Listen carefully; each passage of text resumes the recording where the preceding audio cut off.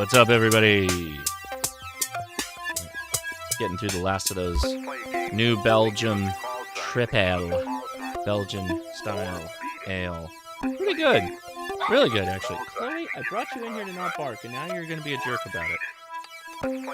I was like, should I go live with the dog in here? And she already started barking. Knock it off. You. Knock it off.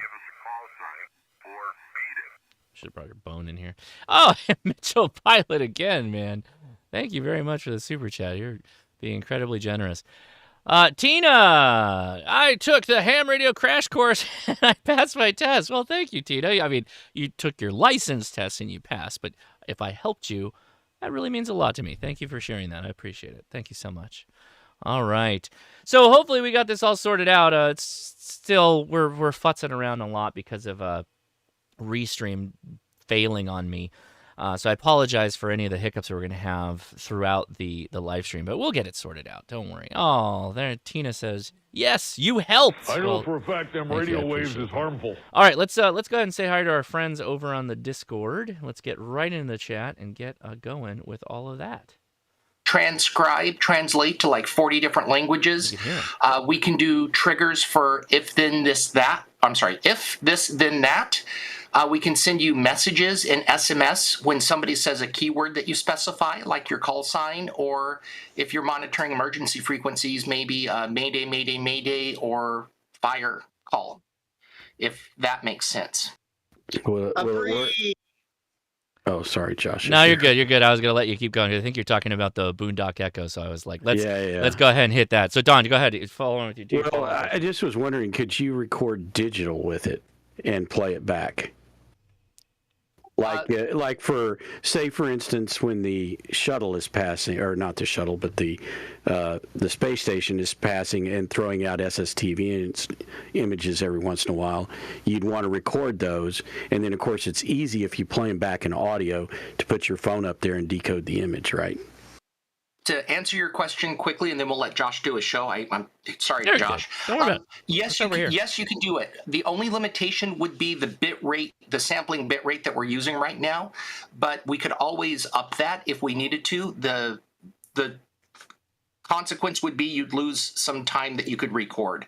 But it's a ridiculous amount of hours that it can record, so it wouldn't be much of an issue. Technically, yes. All right, I'm done. Thanks. All right. Appreciate you being in the show there and answering any questions with the Boondock Echo, because I know that's you guys are doing well in your crowdsourcing for that, right? Just a quick little update. Yeah, we're rocking it. Right now, we're a little over 300% funded. We are at about 60, 70 units sold. So in the first batch, there's probably another 30 to be had. And after that, you're probably going to be in batch number 2. Excellent. That's awesome. Yeah, it's super cool. I've had a lot of fun with mine, and it's been really useful for really my wife more than anything, connecting to the scanner. So really cool stuff. All right, great. All right, well, let's kick off the after chat. The way this works, pretty simple. We got people who join us in the voice chat on the Discord, but also people who are watching us live here on YouTube in the text chat. We like to answer ham radio questions, at least specifically in the beginning of this show, because that's where we get the most amount of people that are looking for help. So if you are on the Discord voice chat, links in the description if you'd like to join us. If you're on the Discord voice chat and you're a first-timer, meaning first time here in the after chat, not first time to the Discord, but first time to the after chat, and you'd like to say hi, we'd love to have you on, give you a chance to say hello. And if you also have a question, or just a first-timer with a question, you want to come forward and ask it, this is the time. So if there's anybody that meets that qualification, come forward and we'll be happy to help you. Go for it.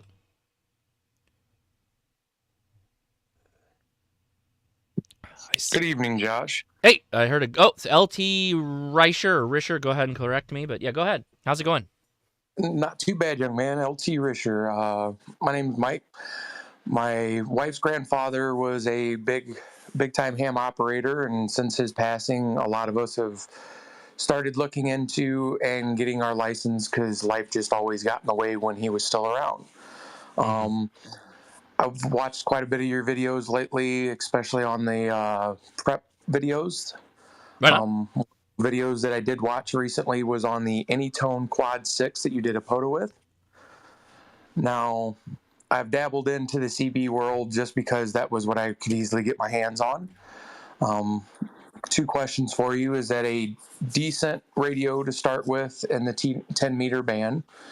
And then the second question is, would it be too hasty to jump in and try to get my technicians and then my general right after? So I'll answer the second question first. If you're going in to take the test, regardless of how you're doing it, online or in person, I highly recommend you take your technician in general in their first go. So everybody watching us, for the first time, we generally have a requirement. If you're asking for a radio recommendation, you got to tell us what your budget is. Budget is one of the most fundamental things. You said what your goals are, 10 meters, so good, we can work with that. But what's your budget?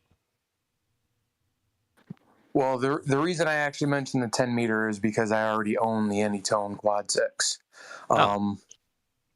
Watched your after after purchasing it quite a while ago, playing with it in the mode that it shouldn't be. CB, I'm not going to lie. So it is a radio that I already own. Right. So are you asking to get a second radio, or what was the question again? Maybe I didn't understand it. Well, with its capabilities of being a 10 meter instead of using it on the 11 meter band, is that a good start, especially with the solar flares and everything and the way they're supposed to be over the next couple of years? So this is more of a general question of what's a good ham radio to start with. So yes, HF on 10 meters is great. It's going to be great through probably 2026. I'm guessing we're going to be really effective on 10 meters. Now, so with that said, you probably also need like a VHF, UHF handheld, or possibly a mobile if you don't have a lot of repeaters in your area, that you can, be able to talk on repeaters and all that other stuff. That would be one thing. If you're going straight to your general, then you can start looking at different HF bands. 20 and 40 meters are always like really fun bands to be on. So of course that would be on the list.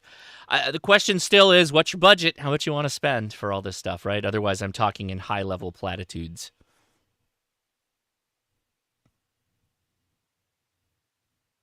I would say to start probably 400 and under.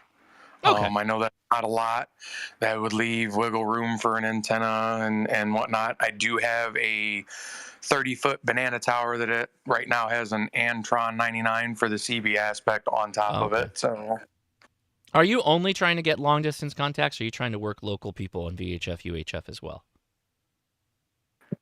Honestly, I do the local right now with the CB. So, and for me, it's just contacts in general. Okay. Whereabouts do you live? I live in Southwest Michigan. Okay. I'm sure we have some Michiganders that I know. I know a Michigander. I'm looking at him. I think I might see him in the Discord. It's really going to depend on what your repeater situation is like as well, right?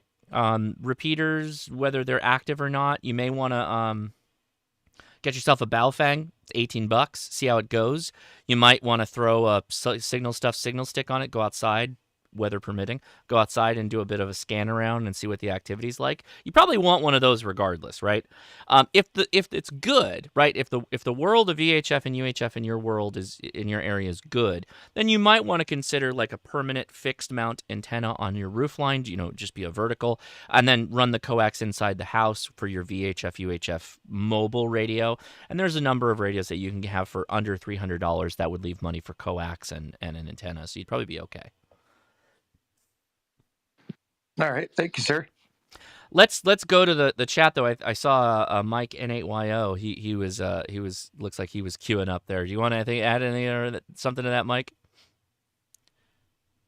Oh, I hear no audio from Mike. Any Michiganders that want to mention what the repeater situation is like out there? Depends on where you are in Michigan. In the Detroit area, there's repeaters all over the place. Yeah. Where'd you say you were at, LT? Do you know where Coldwater, Michigan and Hillsdale, Michigan is there, K-Murder? No, I would guess that's either western or northern part. So that's south central Michigan. Can you hear me now? Yes. All right, that works. So the question was just repeater situation in general. IRA has a really good link repeater system from the Mackinac Bridge all the way down to the state border with Indiana. I think your closest one for that would be Battle Creek. Okay. It also sounds like we got another good guy, Chuck, KK6USY's in the chat, another of our friends on YouTube. He said that what you got up right now for CB might probably do pretty well for you on 10 meters. Have you tried using your AT6666 on that thing? I have not, because I haven't gotten my technician license yet, so I didn't want to. Sure. Thank you for waiting. You can listen. You can listen. I have one of those up, the Astron 99s, and I use it all the way from 20 meters down to 10, and it works great. Cool. That's great. Well, there you go, man. You might be better off as a starting point than you think. Well, I'm not gonna lie, I got the power supply, the Antron 99, and the Anytones Quad 6. So, honestly, at this point, hook it up. Leave the mic disconnected so you're not even tempted. But hook it up and tune around and get on the air in a receiver sense, right? Listen to what's out there, particularly during the day. Aim for morning, like get in there around 9 a.m. your time, maybe earlier, and you'll hear some DX. It'll be fun. Oh yeah, I get Europe all the time on. I'm mainly focused on 12 meters right now, but 10 is just as good. But in the early mornings, Europe just blows into both those bands. Chuck is calling you out, Don. Where did you hear about that, Don? 20 meters? You getting 20 meters out of your A99? Yeah. Chuck knows. And Chuck's the one that. Where'd you hear that? He was putting the bug in your ear to mention him doing it. There you go, Chuck. Nicely done. Nicely done. Yeah, Chuck did the video on it, and I saw the video. I bought the antenna on it based on his recommendation. Chuck, if you're at least go on the Discord, Chuck, and hashtag livestream, and drop the link to the video, and it'll auto link for you. Or if you hit me up, or if Don's got it, he can drop it in the chat for you, so we point people to it. So that'd be great. I love it. So there's so many people making videos now that it is a beautiful thing that we can you can almost get any answer you're looking for on so many things now on amateur radio. I'm not saying I did it, but I think I helped a little bit when I said a couple of years ago we need more content creators. And boy, howdy, they took that and they ran with it. And it's awesome because now I can go and search for just about anything and I can get an answer I'm looking for on YouTube for amateur radio, which is just awesome. Love it. So thank you, everybody, for doing what you do. Man, there's a lot of people dropping their TX500 or TX500 images in the Discord. So we'll be showing those off. Pete, in particular, looks good, man. All right, so hopefully we answered that question. Who's next? Anybody here for the first time? Ice is broken. You got no excuse now. Who'd like to say hi or ask a question? The first timers get priority. Go ahead. Well, I guess I'll go first time here. I've seen some of your videos. Names, on Discord, I go by Foxbox. My real name is Marco, KF7MYJ. I'm out of the Gresham area. Just wanted to listen in on what's going on because I've never done it before and thought I'd just say hi. Oh, thanks, Foxbox. I appreciate that. Well, the Donut King's got a super chat with a question, and that's a real fast way to get your answer real quickly. So let's go ahead and take his. He's asking, decent QRP unit, around $500, preferably an SDR. Thanks, from QF0FQB. So you didn't mention the intention, whether it's like a POTA, SOTA, or you're just trying to run this from your home. If you're trying to run this from your home, Don's probably he's muted, but he's champing at the bit. It's probably the Hermes Lite if you want SDR. I think that's probably the way to go for $500. You're going to be amazed at what you can do with that. Don, do you want to echo that sentiment, or do you have another thought? Oh yeah, that and a PA50 amplifier, you get the PA50, same output as what Josh was showing tonight, and it's smaller and easier to port. Yeah, now you can go portable with the Hermes, no question, but you're going to have to bring of course, but you're going to have to bring a computer along with that, and you're going to have to do some other stuff with it. But and Chuck's using the Hermes right now. It's a really good SDR, really good, and I have a video on setting it up. It's really easy to set up. There is a little bit of getting it in the box you got to do, but other than that, it's fantastic radio. Really good. Anybody else want to throw their? By the way, today, guys, after we do all the questions, at least some of them, we're gonna try and go through the chat, the Discord voice chat, and hear your guys' opinion on what you think is the best SOTA and POTA full setup, not just radio, like the radio, antenna, and then if you do other things like, the Donut King came back.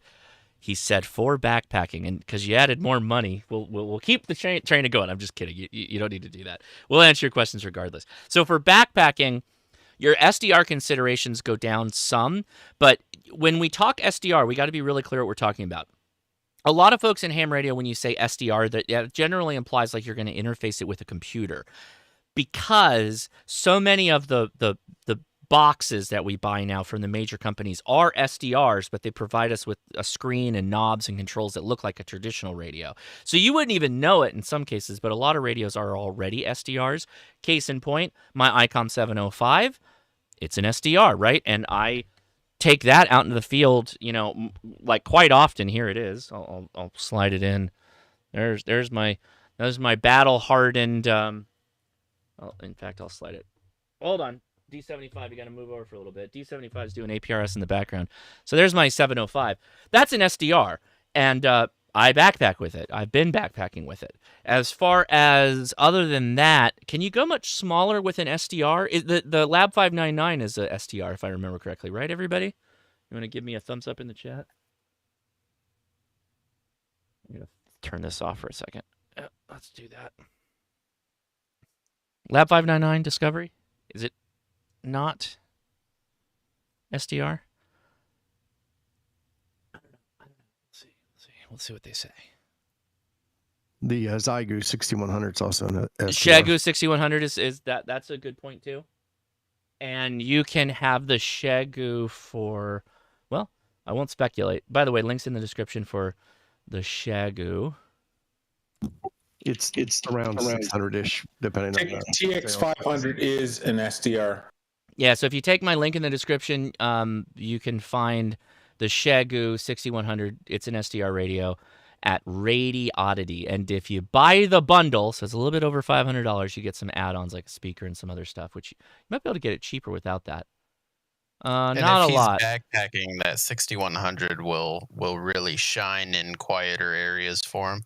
That's a good point. Yeah, 6100 is, it would be good in a quiet area. So, plus the advantage with the 6100 is if you take it home and you want to interface it, there's lots of really cool interface options to a computer and whatnot.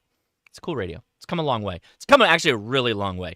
Again, another radio where YouTubers really had taken it and ran with it, like TO, Temporarily Offline, and others have really squeezed a lot of potential out of that radio. So go check out their videos if you're interested in that.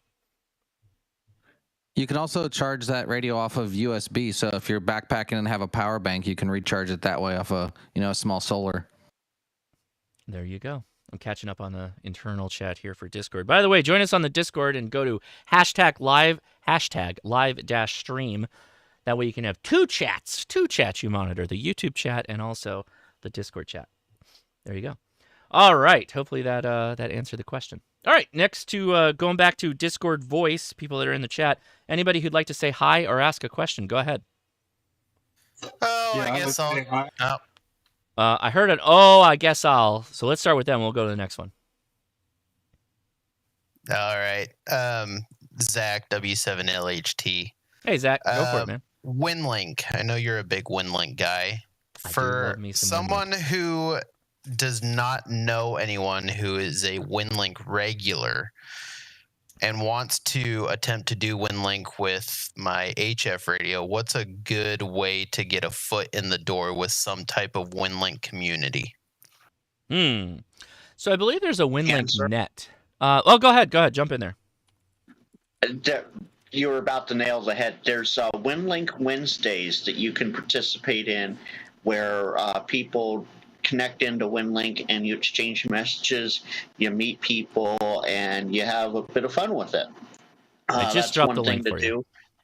Another thing is, if you don't have anybody locally or whatever that you want to just, send messages to and test things out, feel free to look myself up. I'm on WinLink quite often. I'm actually about to quit FT4 so I can go check my WinLink messages.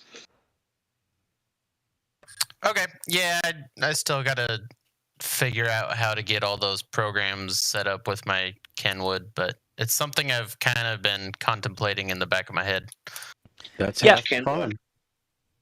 Which Kenwood? TS590 SG. If you need any questions answered, I have a buddy who I helped set up their 590 with WinLink. Shoot me an email or Discord message, and I can probably help you out if you need it. Sounds good. Thank you. FYI, anybody getting started in WinLink, if you want to send me a message, I'm at KI6NAZ on WinLink. If you just type that in, you can shoot me an email. But also, if you join the Discord and you go to Spots and Skeds or just go to Ham Radio and you ask for, a little bit of help there to check out your station, there's a lot of people in there that'll help you out. So don't worry about that. Jump in. All right. There was somebody else. Go ahead. Other voice that I heard. Yeah, that was me, Cooley. This is not my first time here, but first time with voice. I just wanted to say hi. Yeah, no problem. Thanks for saying hi, and you're making it 5'9", so appreciate that. Hey Josh. Yo, that's One Corpse a lot. How's it going, man? How's it going? Yeah, I do have a nerd question. Oh, it's about Warhammer 40K, antenna, right? An antenna nerd question. Okay. You're good. Never mind. Go ahead. I didn't. All right, so I set up a repeater, and my situation. I explained I live in an apartment, and I had approval from my landlord to actually mount an antenna on the outside structure of the building. I can't put it on the roof, but I did the best I could with where I can on the second floor. Great. Got a repeater antenna up, but I also have the desire to put a base station in, and I don't have access to a second spot for a second antenna. So, is there any way, and it may be impossible, to use one antenna for both purposes? So you said you set up a repeater? What kind of repeater did you set up? Well, this is primarily, right now it's a GMRS repeater, but I'm going to be using the same mount to do a ham repeater once I have that unit in place. So right now it's just for GMRS, but I can use the same mount. I'll have to change the antenna for a UHF, VHF repeater. But the antenna I have right now is only UHF, which is fine. I can sell the antenna and go or whatever I decide to do with it. But the base station antenna, the base station I want to use, I would want to use the same mount and antenna as much as possible because I don't have access to mount another antenna somewhere. Yeah. But I don't want to sacrifice my repeater either. Yes. So I need to find. There is a device that does it. So we actually have talked about this multiple times. So there's a couple of devices, and they go both ways, right? There's a situation where you have two antennas, one radio, and then you have one antenna, two radios.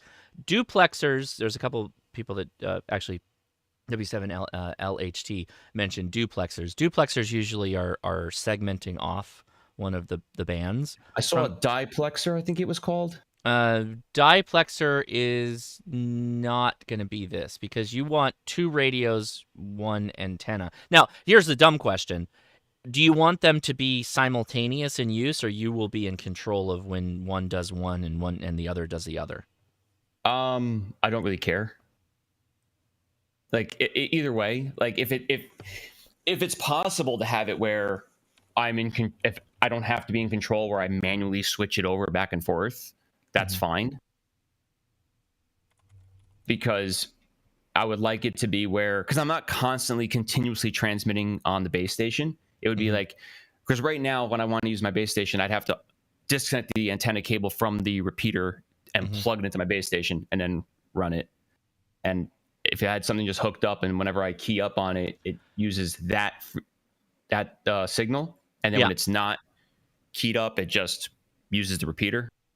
If that makes sense. I don't know. Here's your problem. Here's the problem I see happening, right?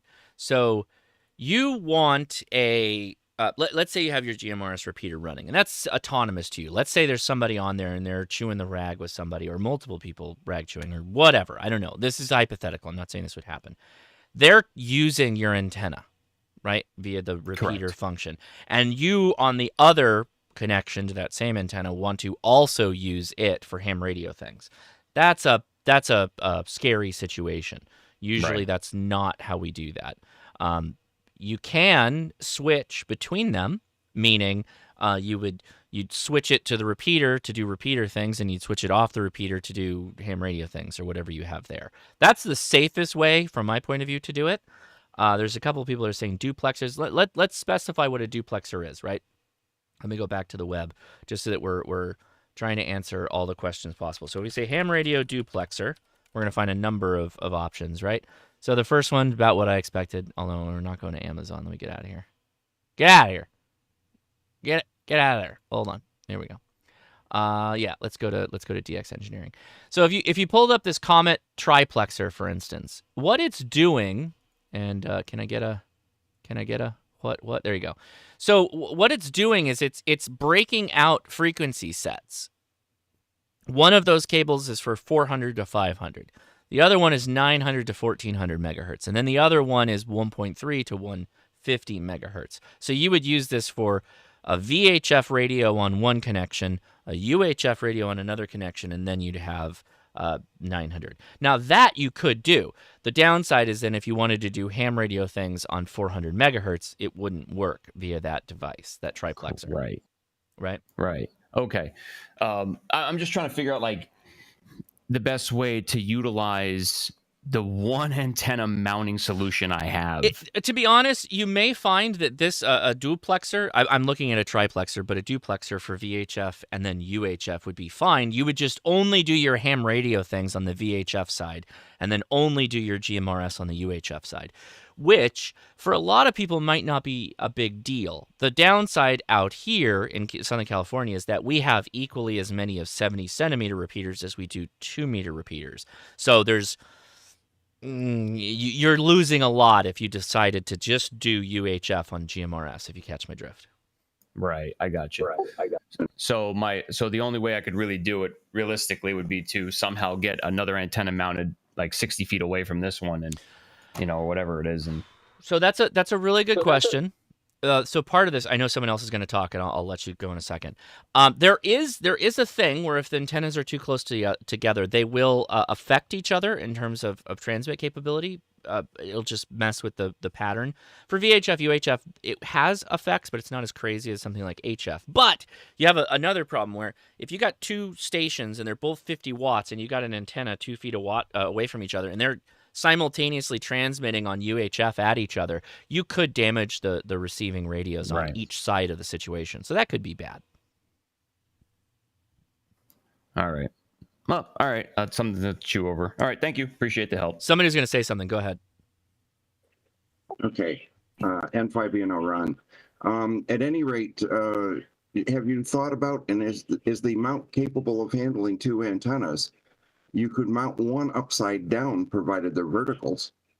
And that way you would have the ground planes separating the two of them a little bit, and you could probably mount them upside down and be about 2 foot apart from one another. They'll work the same, so it doesn't matter whether it's mounted vertically right side up or upside down, it'll still be the same way. Right. Okay. That's a good question. So currently the way I have it set up is I have a mount sticking out of it's funny. It's outside my kitchen window, really, out on the wall. I'm on the second floor, and it's about 25, 30 feet off the ground, which isn't high enough for my liking. So what I was going to do was I was actually going to get a mast, mount the mast into that holder, raise the antenna up another 20 or 30 feet if I could. And then from there, I would have the option of mounting another antenna upside down. Essentially, I would have the capability. Right now, I don't, but I'm intending on modifying my one mount solution to do that. Yeah, that should work. So just so I understand. I'm sorry. Go ahead. Yeah, I have a GMRS repeater here, and my antenna is actually mounted indoors. And I still get 5 miles radius. That's another option. I tried that. Unfortunately, it was not working well. I had it indoors first, and it was just barely anything. But that's a good question. That's a good point you bring up about the ground planes. So if the ground planes are if you mount the other antenna upside down beneath it, and the ground planes are butt to butt, basically. I don't know how else to explain that. They're Sure. I mean, ass to ass. I don't know how you want to Yeah, say yeah, it. yeah. Oh, that's better. That cleared up everything. Yeah. Parallel. Well, well, it could be parallel in the other way, but if they're bottom to bottom, right, Josh? Yeah. So they don't interfere with one another if they're in that configuration? They're going to be in the null point of each other. So you'll have the minimal amount of reception of the other antenna at the one. I will state that likely the one that's pointing down is not going to perform as well as the one that's pointing up. I'll just go ahead and throw that out there, particularly if you're trying to hit repeaters with it. So keep that in mind. Given that you are running a GMRS repeater on the second floor, you might want to put the GMRS repeater pointing down because you're likely going to be on the ground pointing up at it, hypothetically with your RF, and then have your VHF, UHF, whatever, above it, the one that's pointing up, be the one that goes out to, everything else for ham radio. Gotcha. All right. Thank you. I appreciate it. We've got a number of... Go ahead, James. Our club has a DMR UHF. It has a D-Star UHF and a VHF on Yaesu System Fusion, all on the same roof within, 40 feet of each other, and they don't interfere, but we have cams. If you have duplexer cams, that would be a huge help. It's expensive, but he's not doing that. You don't have interference. Yeah, spoiler alert, he's not doing that. And plus, he's talking about like a foot of distance between antennas, not 40 feet. Yeah, I don't have that kind of real estate right now. I'm lucky I got the one antenna out there right now, so I'm trying to make the most of what I got. Great comment from Mike's Radio Repair, and I always fall in this trap. Sometimes we mention duplexers and diplexers at the same time as almost being synonymous, but they're not, and he has a good comment there. So technically a duplexer is usually a single band device, usually used on a repeater, which would go with your cans, or sometimes called cavities or filters. Diplexers and triplexers are used with different bands. Good, Mike's Radio Repair. Thank you for that. Great comment.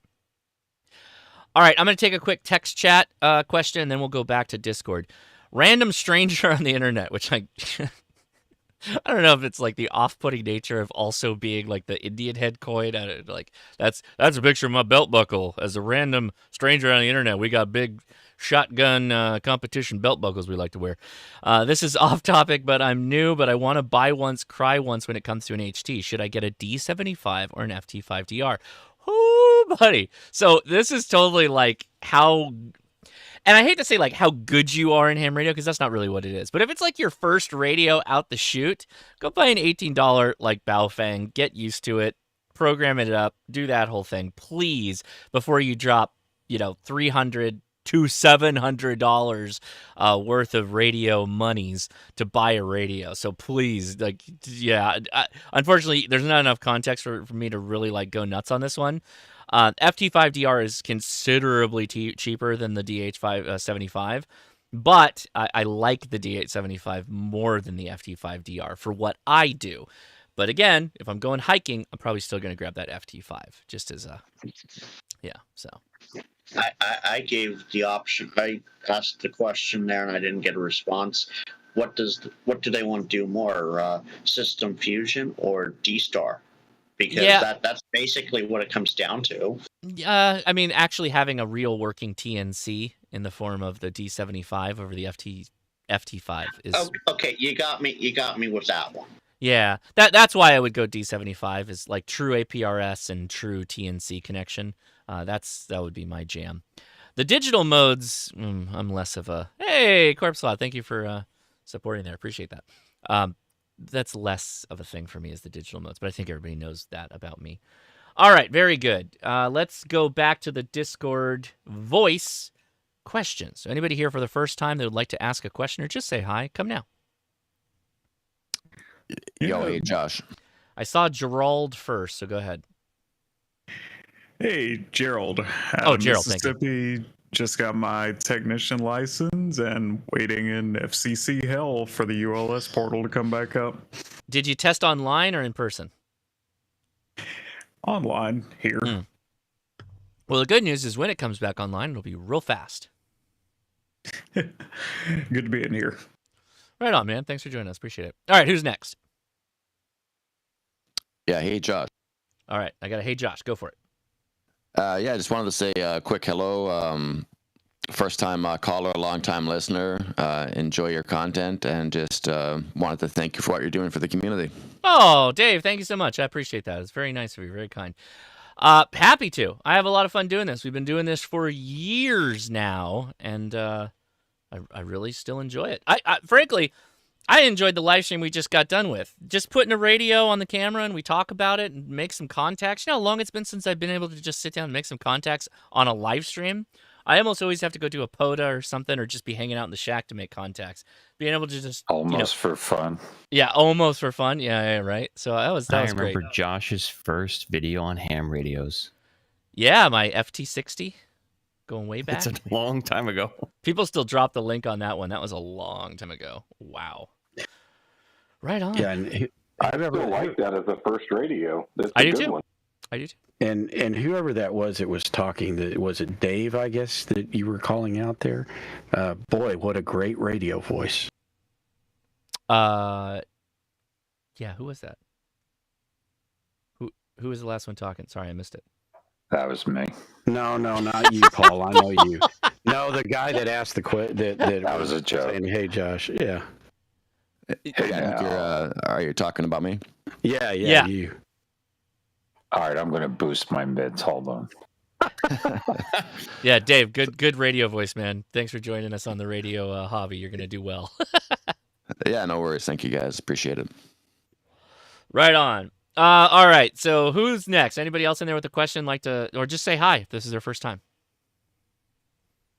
Hey, Josh, first time on the live stream, watching a lot of your videos. I'm a tech, working on my general and extra. Going to try and test for both at the same time. And I'm using a TS480 SAT, thinking about selling it and getting a 705 for Summits on the Air. I'm sure you're going to cover that tonight, but do you think it's worth selling the SAT or the 480 or just keep it? Well, oh man. If you're the type of person that parlays the sale of one radio to buy a next one, then yeah, of course, sell the radio and use those funds to buy a new one. The SATs, they generally hold their value okay, although that community is... I'll come back to that. What was the radio you said you wanted to buy for doing POTA or SOTA, or what was it, POTA? POTA and SOTA and a 705, IC 705. Oh, okay. Are you using the 480 right now? Like, is it a mobile radio for you? Well, I was planning on setting it up as a Parks on the Air radio. Mm-hmm. I've also got an IC 7300, but I don't want to tear it down and move it out every time I go out. So here's the thing you can do right now for very little money is you can set that 480 up in your vehicle and put some kind of mobile antenna up. Even if it's just a mag mount with ham sticks, you could do POTA, no problem with that. In fact, Don could probably wax and wane poetically about his love of ham sticks. And you'd be able to get on the air relatively cheaply and get started. And then you could decide, am I going to hike a lot? Like, do I want to go backpack portable all the time for POTA and SOTA? Then the 705 may be the way to go. But for a lot of people, you guys that have weather, condolences, by the way, having a mobile setup that you can do HF on is always like really, really sweet. I think I will give that a try. I'll set up the 480 in my truck and then see how it works out and then go from there. And I live in New Mexico, so weather is something other people have. Yeah. I would hate it that that radio is actually a very good mobile radio. It's this really clever balance between still having a lot of good on-screen controls and also being sized right for a mobile application. It's honestly, I really do like that radio. So I almost feel like you have to experiment with that first before you just sell it all and get the 705, which I also love. There's no question. So it's like you're already pot committed enough to kind of see the hand all the way to the end. You got to see the river. You're chasing the river on this one for sure. Like I feel like throw some more dollars at it, get yourself a mobile antenna set up, and give it a run. I will do that, and I am certainly not opposed to spending more money on radios, so I could keep the 480 and get a 705 as well. It just I have a fear that it's going to get put in a box somewhere and get forgotten about. Uh-huh. All right. Well, there you go. Hopefully that helps. Yeah, you mean put the 705 in a box and forget about it? That's what I do. Oh, yeah. Easy there. I just do, Mike. It's not that I don't like the radio. I do. I just got so many other ones. So, Mitchell Pilot again with the super chat. Man, thank you so much for your generosity. I really do appreciate it. That was very nice of you. Appreciate that. And Tan Hat, I see your DMs. We might dip into that a little bit because I see Chuck is also in the chat. So that might be a fun topic to make sure we hit. Oh, and he's also in the voice chat. So we probably want to hit on that at some point because I am getting feedback from people on their usage with the amp for the TX500, and I want to make sure we at least take some time to talk about it. But let's see. What do we want to do next? So let's take another question. Anybody in the voice chat for Discord, first time that'd like to say hi or ask a question, go ahead. Hello, Josh. I saw a hello, but I also saw Alistair. He was like first, and then there was Chase. But so Chase, I know you're hang out. We'll answer your question. You're here often. Alistair, go ahead. Yep. So I'm Chad. I just took the test for technician this past week. Just still waiting on it to populate with the ULS. Congratulations. Thank you. So I got a group of guys at work, probably 4 or 5 of us that are looking to get into this hobby a little bit. And I think what we're focusing on, I think that gives us the most interest is, more the RIDI stuff, the digital stuff, WinLink and stuff like that. I think what kind of sparked our interest was S2 Underground, GhostNet, that kind of stuff. Sure. So, yep, just want to say hi. Hey, well, thank you very much for coming out. Appreciate it. Yeah, anything that brings you to the hobby, man, is good for me, and I know S2 Underground's doing a lot of fun stuff. Have you got on the GhostNet yet? Do you have anything to report there? Nope, haven't gotten on it yet. I don't have a radio or anything yet. Just got a couple of UHF, VHF Baofangs that I've been using for GMRS around the neighborhood and everything, but excellent. Haven't gotten my technician license populated on the database yet. Okay, keep waiting. It'll get there shortly. I know it will. So, thanks for joining us. The Damned, also with a good avatar. Question, are you ever going to do that general license videos like you did for Technician? So I was supposed to have already finished those during the Christmas break, but I got horribly sick. So I didn't have that week of nothingness that I could just dive into that. So am I? Yes. Do I have plans upon plans? Yes. Will it happen? Yes. When will it happen? I don't know. But it is at work. It will happen. And thank you for asking. The number of people who have asked me for that means that obviously the Technician one helped them. So that means a lot. So thanks. Chase, go ahead. Dive in there with it if you got something.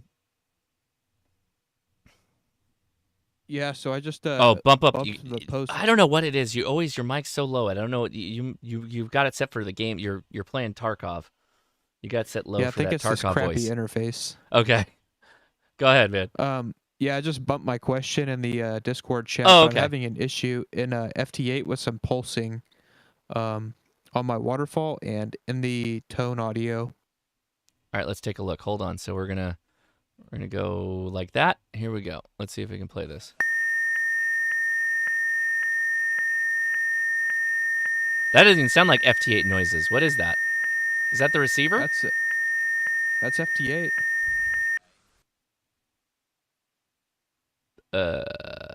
Okay. It sounds like a tuner tone. It's coming straight out of it's tone. It's not the actual FT8 tone. It's when I click tune on WJTX. But it's happening when I transmit normally too. Do you have the tuner turned on, as Don was kind of mentioning? Like on my radio? Yeah. No, I turned the tuner off. Oh. Do you have RFI? I don't believe so. You don't believe so? Okay. And it's only on my transmit too. It's not on receive either. You don't have like your mic is not picking up anything. It's not picking up your voice, right? It's strictly digital. It's strictly USB. Yeah, it's strictly USB. It's going. I'm using the USB audio card or sound card on the FT710. Okay, so we got a couple of Yaesu heads in the house. Chuck being one of them actually, and he's here. So has anybody experienced that first of all? Because this is slightly outside of my wheelhouse because I'm not really Yaesu on my base station. And someone did mention the ALC earlier, but it does it even with the ALC pulled way down. So he's getting a pop, pop, pop, pop when he's transmitting. Like he's got the tune button clicked on WSJTX, and he's going pop, pop, pop, pop. Yeah, and it does it when I transmit FT8 too. It does it. Whenever I usually do FTA, I usually just have the tuner on my radio turned on instead of that. Okay, well, in this case, we would almost think that the tuner would be the cause of the pops. Yeah. Like the internal tuner on the radio? That. Yeah. But after it tunes, it's done. It shouldn't be a problem. Yeah, hopefully I didn't blow this radio up already. Well, so, Chase, here's a couple things, if I may, John. Yeah, no, go ahead. Okay. One, you're operating split on the radio, and I have noticed when I have done that, similar weird things with the audio has happened. Okay. I stay to VFO-A for my FTA, and in your flavor of WSJTX, whatever, I use JTDX. You use split and fake it in the menu options there, gets rid of it, no problem. Okay, I'll try that. I'm pretty sure that's how I had it configured, but I'll double check it. Okay. Well, in that video, you have it switching back and forth between VFO A and B there. Okay, yeah, I'll double check that real quick. All right, there you go. Appreciate the help. Yeah. All right, let's take this opportunity to say hi to some of our YouTube creator pals who are in this chat. And oddly enough, Chase is the first one, I think, on the list. So, Chase, what do you got going on, man, on your channel this week? Nothing much. Just still trying to catch up on getting all my stuff posted from Hamcation. That was pretty fun to get to go out there and meet everybody. I know I met you out there, Josh, for the first time in person. But I did not actually get to do that little interview thing with you. I totally missed you and several others. Yeah. Sorry about that, man. You almost like, by the way, if you find me at a ham fest and you want to do like a video thing, you might as well just like have me do it right there because I'm never not going to be busy. So we showed up to do your interview and then y'all had Chick-fil-A delivered. Oh, yeah. Okay. Hey, we found the camper. Here's another thing. Matt, K7 UAP, is thinking it could be a PC audio issue. So are you clipping your audio by chance? Do you have the drive, your audio volume too high set in WSJTX? I'll double check that too because I'm using a Mac, so I've never had that issue because I don't even think I've ever had to adjust it. So, well, if you've never adjusted it, that could be something. So what you need to do is you need to set your meter on your radio to ALC, and you need to make sure that that ALC is not too high. And you control that with that volume slider on the lower right-hand side, the vertical slider on WSJTX or whatever flavor of FT8 you're running. Oh, yeah. That's what I was saying earlier. I have that pulled back. In the video, it was high, but even with it pulled back, it's still doing the issue. So it's not a clipping issue. I'll restart the computer too and see if maybe it's a audio card issue too. Max Power is saying just got here, but make sure your audio is set to CD quality. So that's going to be when you go into the device manager. Oh no, you're on a Mac. Oh, you're on a Mac. That changes things a little bit. I have never had to do that on my Windows box. Neither have I, but it's something to check. Problems on a Windows machine. It's a Mac.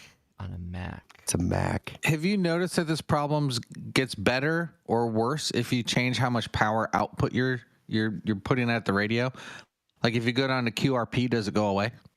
Yeah, it goes away in QRP. Or no. It doesn't go away in QRP. It still does it because I pulled it down to like 5 watts and it still did the same thing.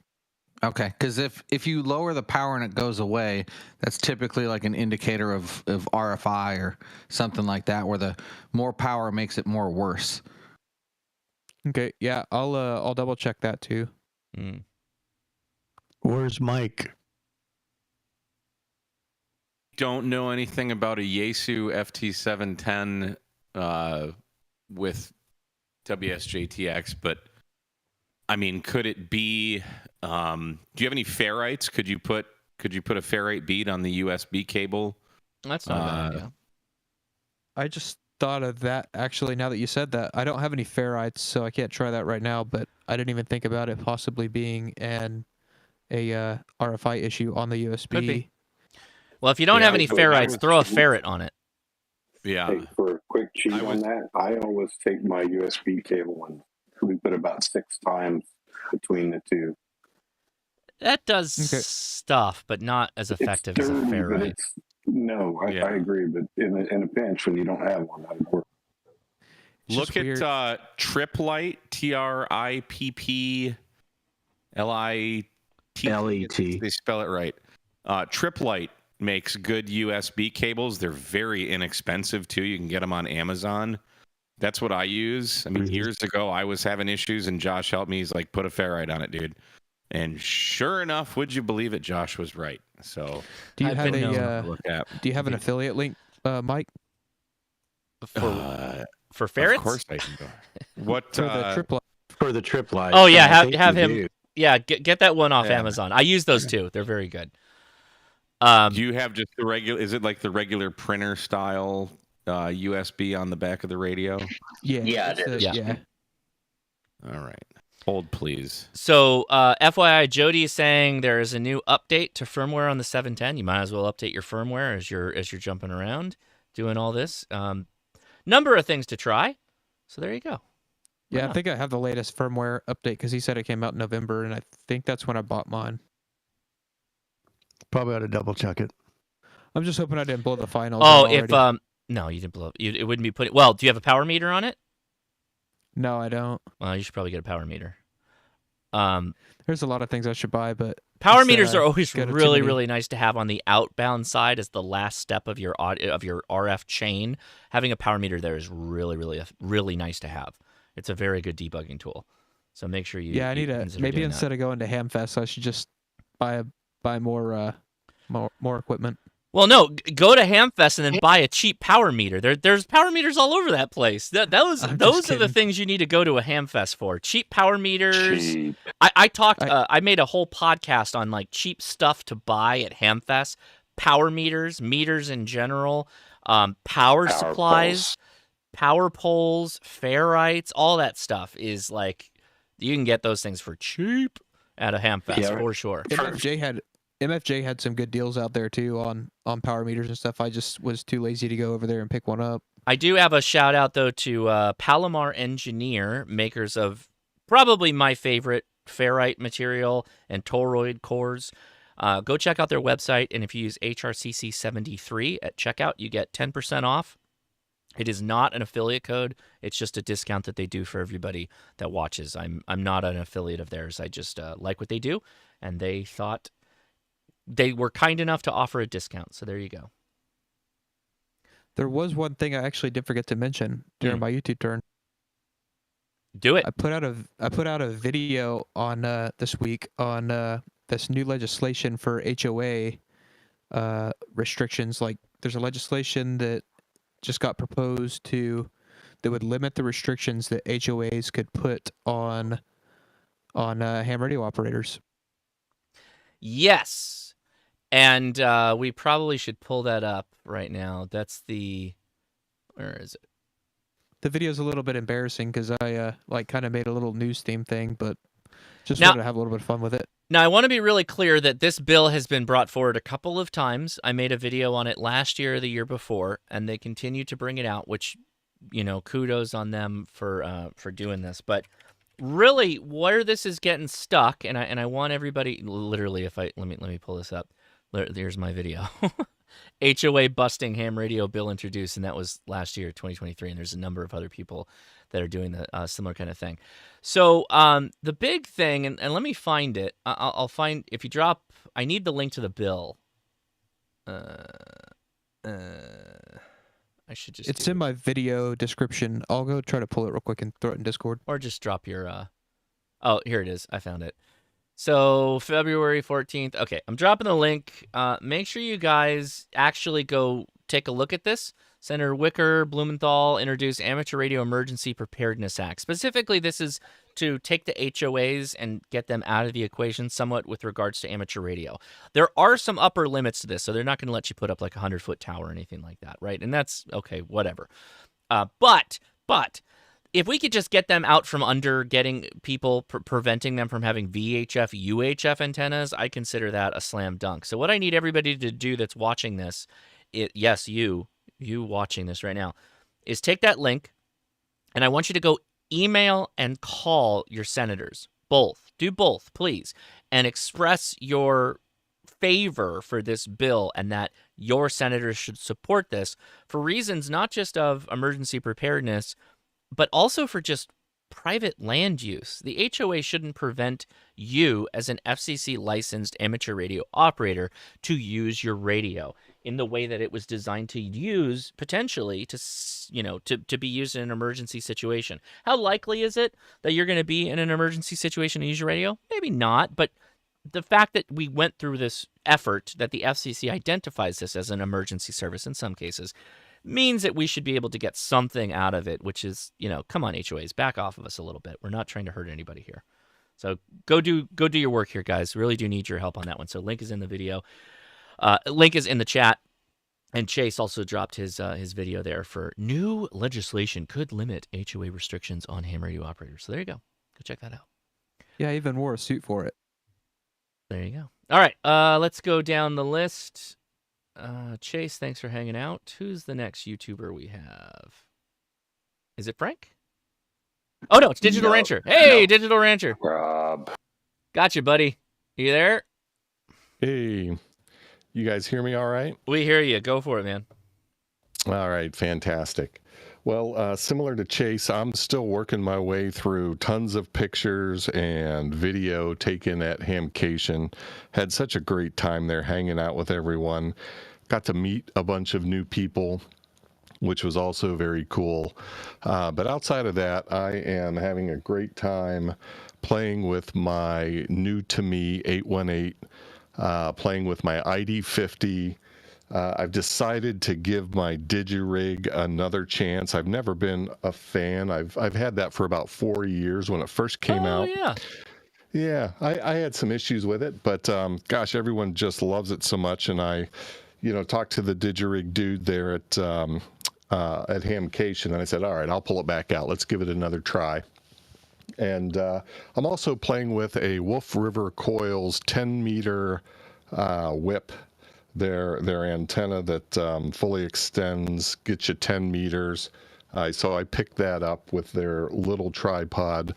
I think I'm going to try to get Trina out and get her to do a 10-meter POTA here in the near future. So, yeah, that's the things I'm working on, trying to find an interesting angle on a lot of this equipment that a lot of people have. Try to find something new to offer in some of that equipment, and hopefully get it out there and get people to play with the stuff they've got in a little different way.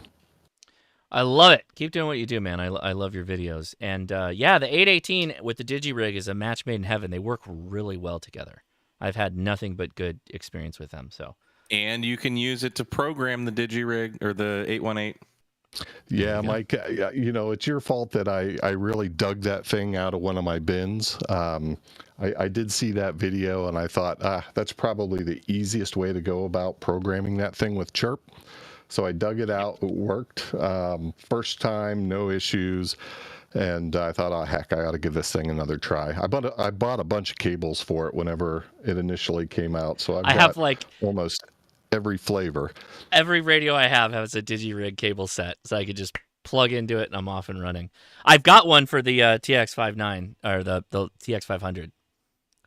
We didn't really have the time, nor do we really need to dive into that. But yeah, right on, man. Thanks for joining us. Appreciate it. Yeah, thanks for having me, and thanks for giving me a moment. Appreciate it. Now it is Frank's turn. YouTube's Frank. How you doing, man? No, Frank 2.0, or is it Frank Jr.? Frank No, wait, 2.0. I'm already Frank Jr., so that sort of cancels it out. So the relationship between Jason, Ham Radio 2.0, and Frank, but then now you're Frank 2.0. This is getting weird, guys. This is getting weird. Right? Frank in search of an identity. Yes. Poor Frank.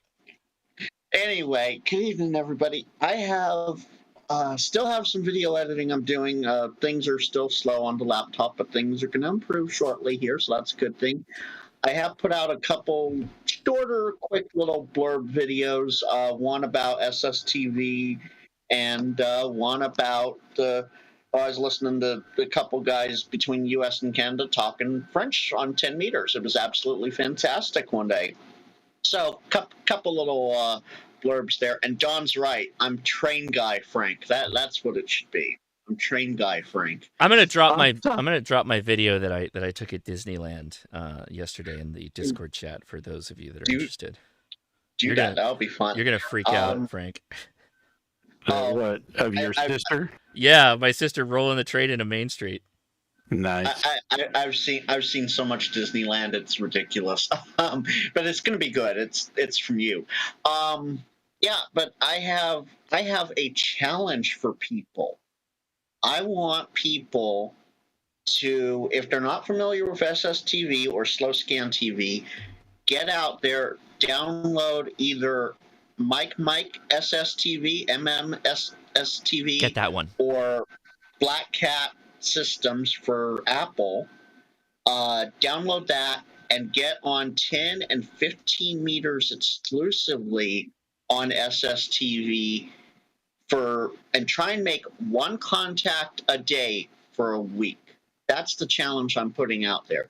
Make one contact a day for a week on 10 and 15 meters slow scan TV. You'll have lots of fun. It'll be fun.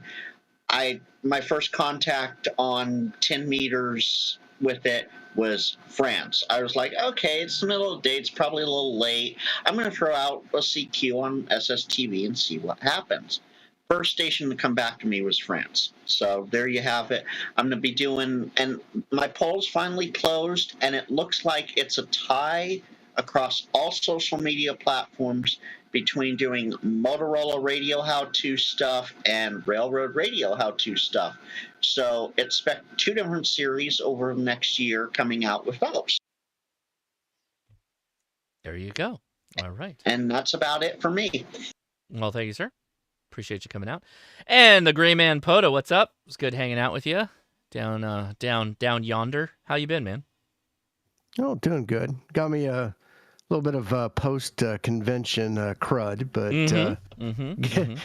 getting over that. So voice is a little bit better today. And I thought we had all agreed at Hamcation that Frank was going to be forever known as Foamer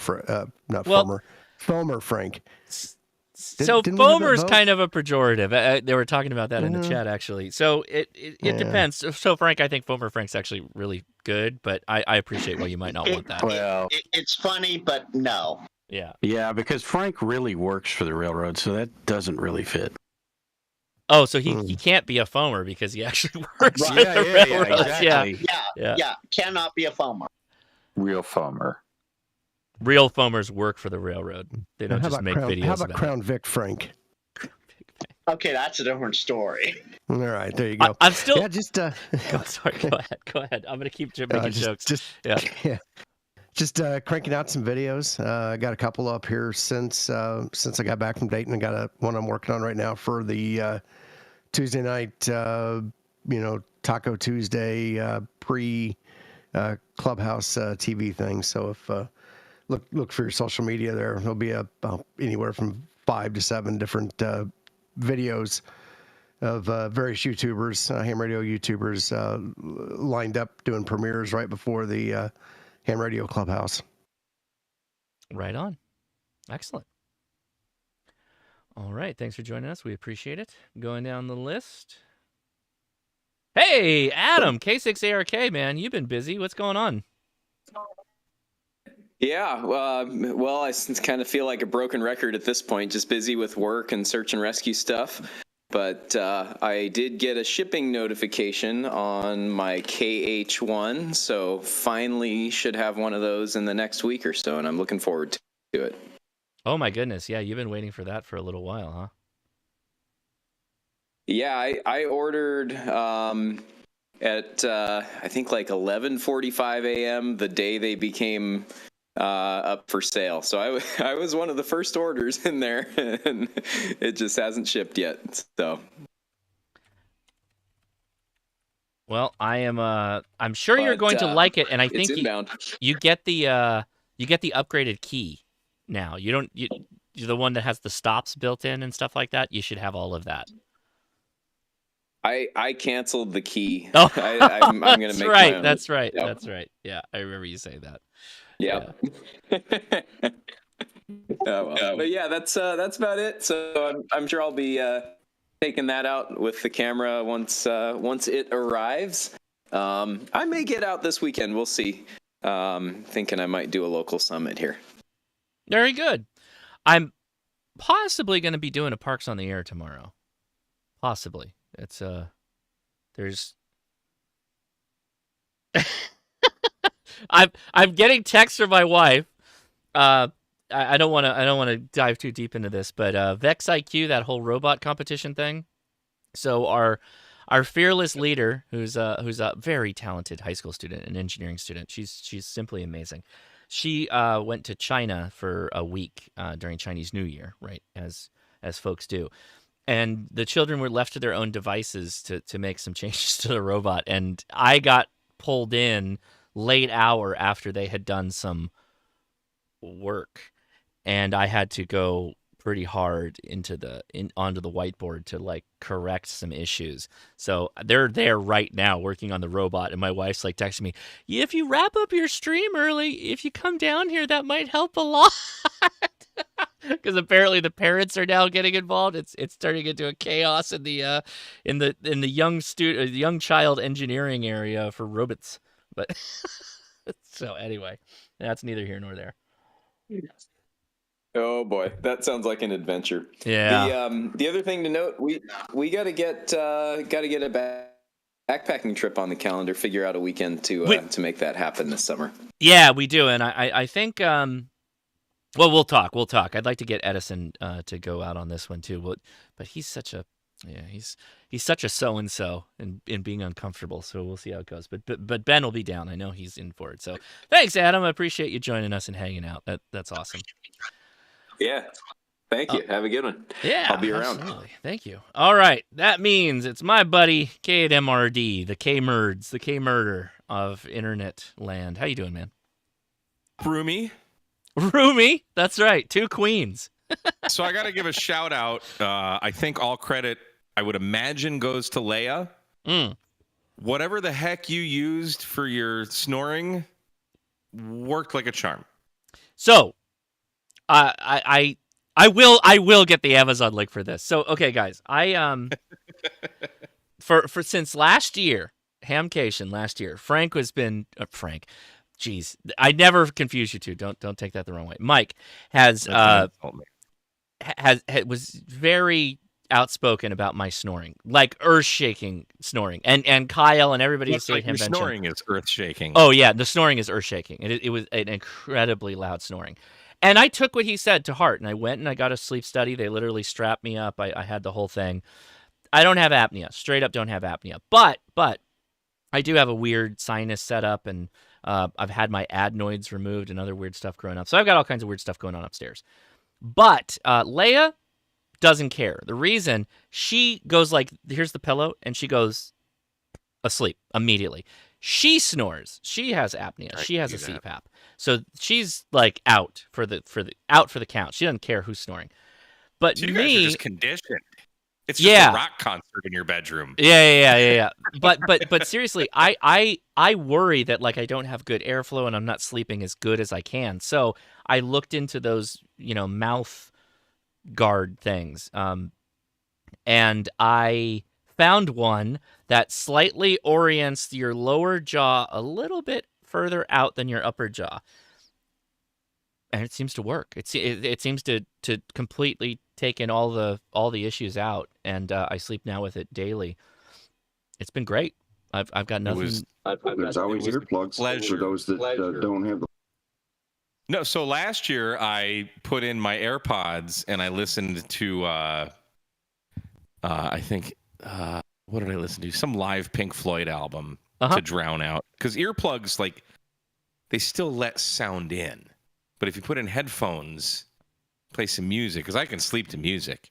Right. That's what I had to do, because Josh is snoring, and I It's don't bad. mean to embarrass you, Josh. No, it's bad, and I know I snore too. Yeah.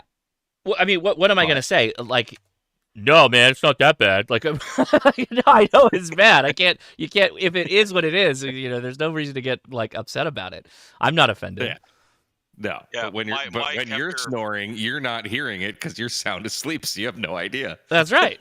Mike, 5 days at Galveston, you definitely snore. Of course, we all know. snore. And nobody snores like Frank does. No, I'm louder. The first night in Galveston was bad because Frank's CPAP machine, he didn't have it on right. But I said something the next day, because I'm not the person that goes to bed and can just fall asleep. Like, it takes me forever to fall asleep.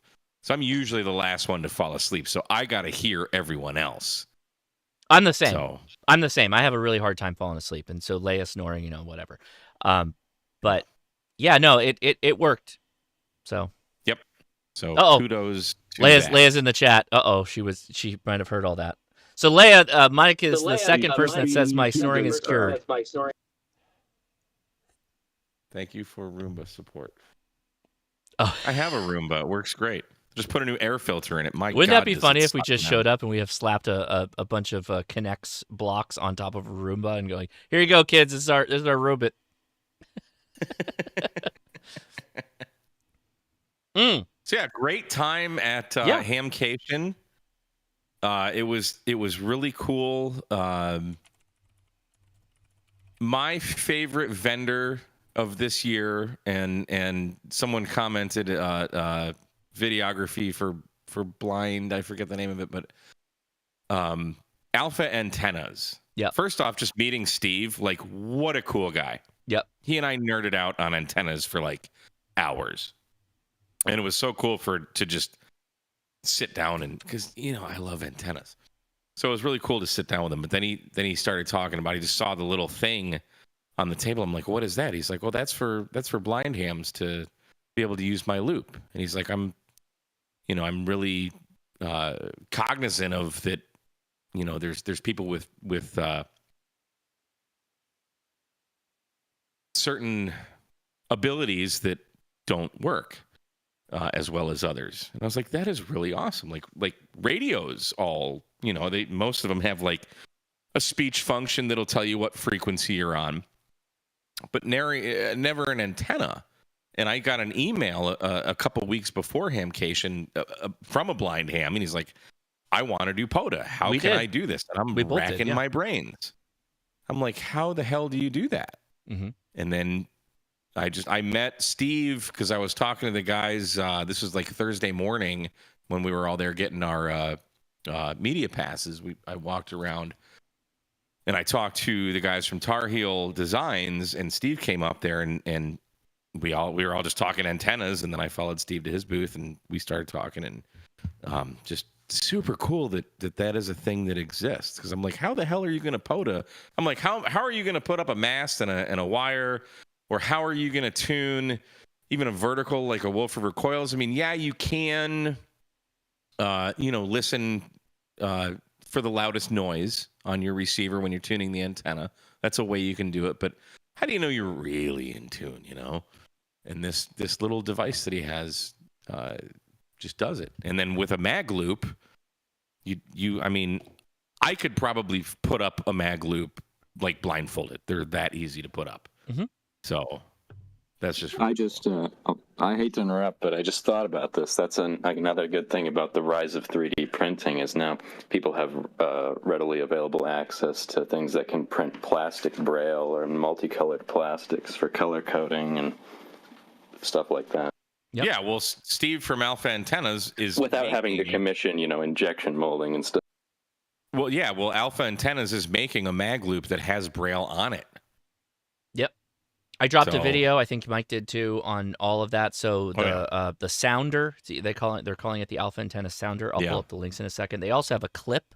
The clip gives you light readout where the intensity is of the tune, and then the braille loop, which is awesome, super cool. Yeah, I would say Alpha Antennas was probably like. I mean, I'm speaking for me, but I imagine I would speak for all the YouTubers there. Like that was one of the few vendors in all the ham fests that I've been to in the last few years that I've never interviewed. So I made it a focus to interview the vendors that I haven't before. N3ZN Keys was another one. But just Steve from Alpha. What a fantastic guy. So Sounder is a horrible name. I didn't really think about it, but I guess. What's wrong with Sounder? Yeah, I was gonna say something about it, but I was like, oh, I'm better not. No, we're not. Nobody say anything. Look it up, Mike. Right. Well, I just learned what a foamer was too. So let me do two things. So thank you, Mike. Anything else you want to mention? No, probably not. Well, hang out. We'll throw our antenna questions your way when they come up because we're still going to take questions. Don't worry.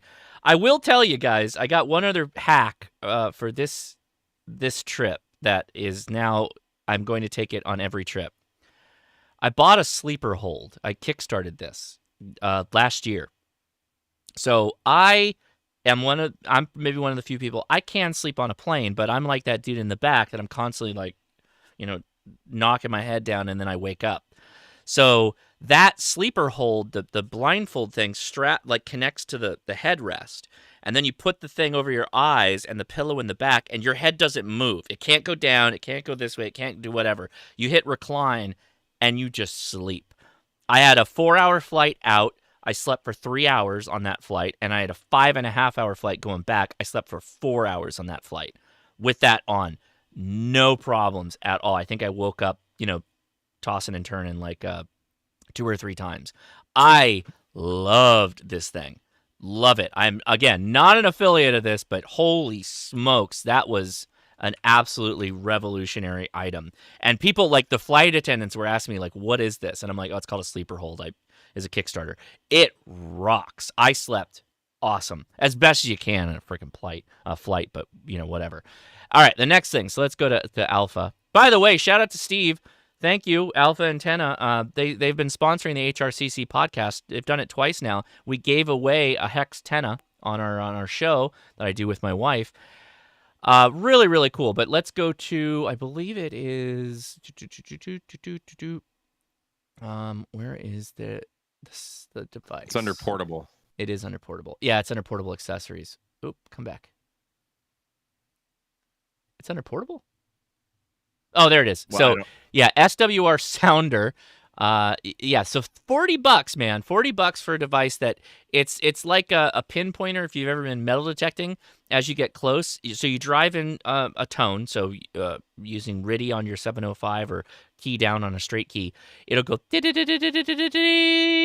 when you're on the tune for your mag loop, and that's it. That's all you got to do. It's probably even faster than trying to use an SWR meter to tune up a loop, to be honest. So there you go. All right, cool. Who's next? Who's next on my list? And then, hey, Mark Hughes. Mark Hughes was here taking questions earlier, I think, talking to Dawn. Mark is working on the Boondock Echo, and we already got a good report from him in the beginning that things are going really well for the crowd support. So they're definitely getting made. So that's the great news, but it sounds like 300%. That's amazing. Thanks for dropping the link, Mark. That's awesome. What's new with you, man? So you know, if anybody ever thinks they have too much free time and they just don't want to ever have any again, you should start a business. It will solve that problem in so fast. Won't even be crazy. No, things are going well. We gained a little over 2,500 YouTube subs last week, which is great. So yeah, by the way, if any of those new YouTubers out there need some advice on how to do that, I'd be happy to help you out. It's not hard. To at least get going. It won't do anything for your watch hours, but you'll get a lot of subs. What else is going on? I've got some content for you for the radio people. If anybody doesn't know, but Boondock Echo's YouTube will be mostly just educational content. We're not going to try to sell too much. There will be some how-tos on there and whatnot. But we've got some written content, like if you want to know how FT8's synchronized, I researched that and wrote that up for you. If you want to learn, you know, about those cheap little $45 VNAs on Amazon, I just put a video on that out last Saturday where I hooked it up to an antenna of unknown resonance, and then I also hooked it up to the Newelec adjustable filter bank and found a problem. So it's not great quality yet. We're all really pressed for time, so kind of it's more grinding than coming out with high quality stuff like Josh does, but I still think you'll find value in it. Boondock Echo's doing great. We've got V3. I'm actually wiring up a circuit now to test another attenuation that my engineer wants, and we're also working on Boondock X, which is the next generation, which should be able to handle 2 radios coming into it at once, so you could have a little ad hoc repeater network. For anybody who doesn't know what Boondock Echo is, it is a device that you plug into your radio, and you can record, transcribe, translate. You can do keyword notifications, which is very popular, and you can also do SMS IFTTT, which I think we still have to demonstrate for Josh. But yeah, it's a neat little device. And we're going to do a live stream with whomever you drag on the live stream and going through all the features that I couldn't do because I'm not as technically savvy as you all are, being a part of the dev team, and really walking through what you get, right? Because, you know, there is a service aspect to this because you got a back-end AI system that you got to feed stuff through. But it does a world of things without having to have the service aspect of it, which I think is really going to be interesting to folks. So I'm excited about doing that. I just have to secure the appropriate date with you all. Yeah, no, we're at your disposal. And something else I'd like to encourage people to remember too is we plan to make most of our money from enterprise level subscriptions, businesses. We, you know, once we can get our costs paid for, we can, you know, let's say we get up to 1,000 or 5,000 subscribers. Those prices aren't going to stay where they're at. They can go down a lot. The reason that they're where they're at is because we aren't going to have very many users to start out, and we're just bleeding money. Now, the other thing too, it's all open source. You guys can, if you don't want to buy our hardware, you can build your own. We're cool with that. If you don't want to subscribe to our server, you know, go get a Raspberry Pi, spin up your own. No problem there. But I think it's something you guys are going to like. We're here to help. It's going to take a little while still for us to find our feet, but we're at least headed in the right direction. Excellent. So there was a question in the chat about building radio stuff DIY style. Is there a good YouTube channel for it? So I would argue that like a lot of the YouTubers have done DIYs in different forms and factors. There's not necessarily a channel that only does that. So it's more or less going to be like what you're looking for. So if you're looking for building radios, you know, YouTube that. The Discord for the Ham Radio Crash Course has an DIY/homebrew chat where it's just people talking about the projects they're working on, which could be a faster way of getting the information you're looking for. And I have tons of kit build videos and antenna build videos, but I don't know exactly what you're looking for, so I don't want to assume too much. So yeah, thank you.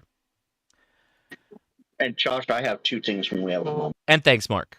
So let's hold on. Let's make sure did we get through everybody? I think we did. All right, go ahead with your 2 things, Frank. One, you skipped one HR Pen Pals with Paul below you. On second, Paul, we'll Well, we gotta save that for the end for Paul's soapbox. No, I'm just kidding. I'm just kidding. Go ahead, Frank. Your second thing, and then we'll let Paul go. The second thing, it's YouTube adjacent for me. Simon over at Ham Jazz. I'm not sure if you know him or not, or know of him. VA7BIX. He's a pretty cool YouTube ham radio guy. Today, he just did a live POTA stream where he was running for a charity while POTAing. So, and it's something very close and dear to him. So I would suggest, if you want, check out Ham Jazz or VA7BIX on YouTube and look at today's live stream. It was absolutely fantastic. Drop the link if you can. I would appreciate yeah, give me a second. You missed Chuck, too. But I did miss Chuck. You're right. Chuck is I did. He's having trouble with his PTT. If I don't know, sometimes you help people with that, but Oh, I'm sorry, Chuck. Yeah, hold on, Chuck. Let me see if I can free you of the problems of PTT. Yeah, I tried to help him in our back channel to get him on mic, but it wasn't working. So I think he might be out, or I'm not sure. But yeah, if you can free him of PTT. All right, 1,000 apologies, Chuck. You are free of PTT burden. If you hear this, if somebody wants to ping him, let him know. Well, in the meantime, we'll talk with Paul, Ham Radio Pen Pals. How's it going, man? Good, man. It's been going great. I can't believe it's been a week already since everybody was here. Yeah, you're okay, right? Everything's good? Yeah, I'm really good. Okay. I'm just, I deal with life on a daily basis, and I had a great time hanging out with everybody, and the conversations were interesting, and dinner was great. It was really nice seeing everybody and seeing a lot of the new guys that I'd never met before. But it's just like anything else. You don't know what you don't know. So it's better to look good than to feel good sometimes. And I had a great time. I mean, it really was. It was nice seeing everybody. It was good to see you. Saturday I was just down for the count. I mean, it was just a little bit of overload from Friday, and it was like too much too soon. And you lean forward and you don't look backwards. That's the main thing. But it was nice meeting the guys from Coffee and Ham Radios, and hanging out with them, and it was cool seeing a lot of the new products. That haptic piece that Bob showed you at Long Island CW still, to me, is just like, it's an amazing piece of kit for not a lot of money to learn CW. And I'm waiting for mine, and we'll go forward from there. But other than that, I mean, it's tonight was pretty cool. You had 650 some people watching you make contacts on 30 watts, which was really cool. I think I was close to 50 at the end there. Even at 20% drive out of the TX 500, it was doing pretty well. And I mean, 50 watts again. It is into a 3-element step IR, so that's helping out a lot too. Correct. But you'll do well with 50 watts. You know what? If you can afford it, it's a really nice setup. It's 100%. And it really just comes down to, well, if you have one of everything else, then it's like, hey, here's everything all clamped together, and I can throw it in a backpack, and off I go. I won't, Paul. I'll reiterate your thought there. I won't blow smoke up anybody's behinds or any word that Corpse Lot used earlier. But yeah, it's really expensive, and for a QRP radio to get it to 50 watts, even now there's a lot of form factor things, portability, all that stuff, grab and go kind of stuff that you get with this that you can't with other QRP radios. That's true, but then again, like a 100-watt radio like a FT891 is priced right to be able to do most of what this can do, right? So correct. I get it. There are customer bases for almost everything in ham radio. This is just one option, and it might be a smaller niche, but there's still people out there that want this kind of stuff. And so that's what the video is about. Yeah, and there was one other thing I wanted to tell you. I finally received that USB-C board for the 705. Yes, sir. What a high quality yes. What a high quality piece of work that is for, I think it was like $65 or something. Yes. And when you look at what it does, if you're using something like the Zygo XB125 amp, it has 2 Zener diodes in it to prevent any damage from the amplifier. And on one hand, yes, you void your warranty on your 705, but if you're pushing any kind of power through the 705, it works seamlessly. Yeah.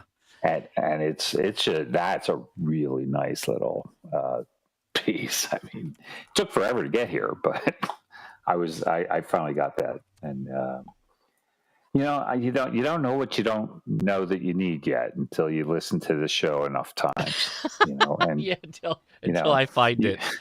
Inevitably, you have found more things that I did not know I needed. Sorry. I'm sorry. It's crazy, but that's my latest. But thanks. It was great seeing everybody, and if anybody wants to come visit, hopefully Mike is enjoying the little present I sent him. And all I can say is, Mike, there's just 2 words, and those 2 words are ass cancer. Ass cancer. Very good. Boy. I will say another thank you to Paul. Yes, the first dinner, we asked the waitress to break up all the bills, and she came out with literally clutches of paper. And I think Paul grabbed most of them and paid for a bunch of people before anybody else could grab them. I think some people got it and paid, but yeah, he paid for my first dinner there at Orlando. So thank you again, Paul. Really do appreciate you and all the support and just being out here and answering questions and helping people, which means a lot. So thank you. Hey, it's my pleasure. And if anybody wants to test with the HRCCVE crew, you just have to go to test questions. Let us know that you want a VE session. And believe it or not, 7 days a week, almost 24 hours a day, we're testing people. Yeah, that's a really good point. Let me hit this super chat. Richard Davis, thanks for the great content and opportunity to ask questions. You're welcome, Richard. Richard, I really do appreciate that. I don't know if it's Richard or Rickard. So if I said that wrong, I apologize. Maybe it's Richard. Oh, it could be Richard. Yeah. So really quick, let me show that. So if you're on the Discord, right? So here's the Discord, and I'm gonna scroll up here to where is it? Testing questions, right here. So if you click on testing questions and you say, "Hey, I'm down to test," or "I want to test," they'll, in some cases, a lot of cases throughout the week, they could put together a VE team and test you pretty much that day. In some cases, I can't promise, but it's going to be way faster for a lot of folks than most of the other ways you're going about it. And how do you pay for the session, or is it? They'll sort it out. So generally, the paying is going to be whomever VEC that we're going through. So right now we're using the ARRL, and they are pretty hard on the making sure they pay the fee, and they do forward that on to the ARRL for the fees that are required. They'll answer all those questions though in testing questions if you have them. It's very simple. Yeah. All right. There was something and else. And they put the bat signal up, and we've had sessions in 25 minutes from request until, hey, here we are, let's go. Yeah, I didn't want to over exaggerate, but yeah, it's been that fast for some folks. 25 minutes to put a team together, and then you're on a Zoom and you're taking your test. Can't promise that with everybody, but that is how fast it can be, which is insane. That is like on the spot testing. I don't know that anybody's really doing that, so that's just crazy. So avail yourself of that. We have a great team. Mm-hmm. Hey, Paul. Yes, Mike. I just really wanted to say thank you for the oral. You're welcome. It was my pleasure giving it to you. It is my pleasure receiving. What the hell? I'm not going to touch that one. Yeah, we're not. Moving on. Paul and I were talking about oral hygiene at dinner, and he was talking about this little water pick. Oh, the water pick. Yeah, I remember. Where did you guys? Where were you guys going? What with the that? heck, man? What, Jeez. what were you talking about? That would have been a completely different conversation. So as we go into the 8 o'clock hour, just about here for my time, Pacific time, I'm gonna open this up to the folks that are on voice. I want to make sure we. Chuck has voice now. He has voice. Chuck is here. Oh, yeah. And there's 2 more YouTubers. You saved me by Chuck opening that up. I can never figure this thing out. For I got some you, reason. man. I I can got stream you. and. I got you, bud. How you doing, man? So I'm doing good. I for the first time of going to a ham fest, I actually put out more than just one video. So I did like 8 videos and basically what everybody else put out. I mean, you all see the same thing. I've got one coming out maybe tomorrow on.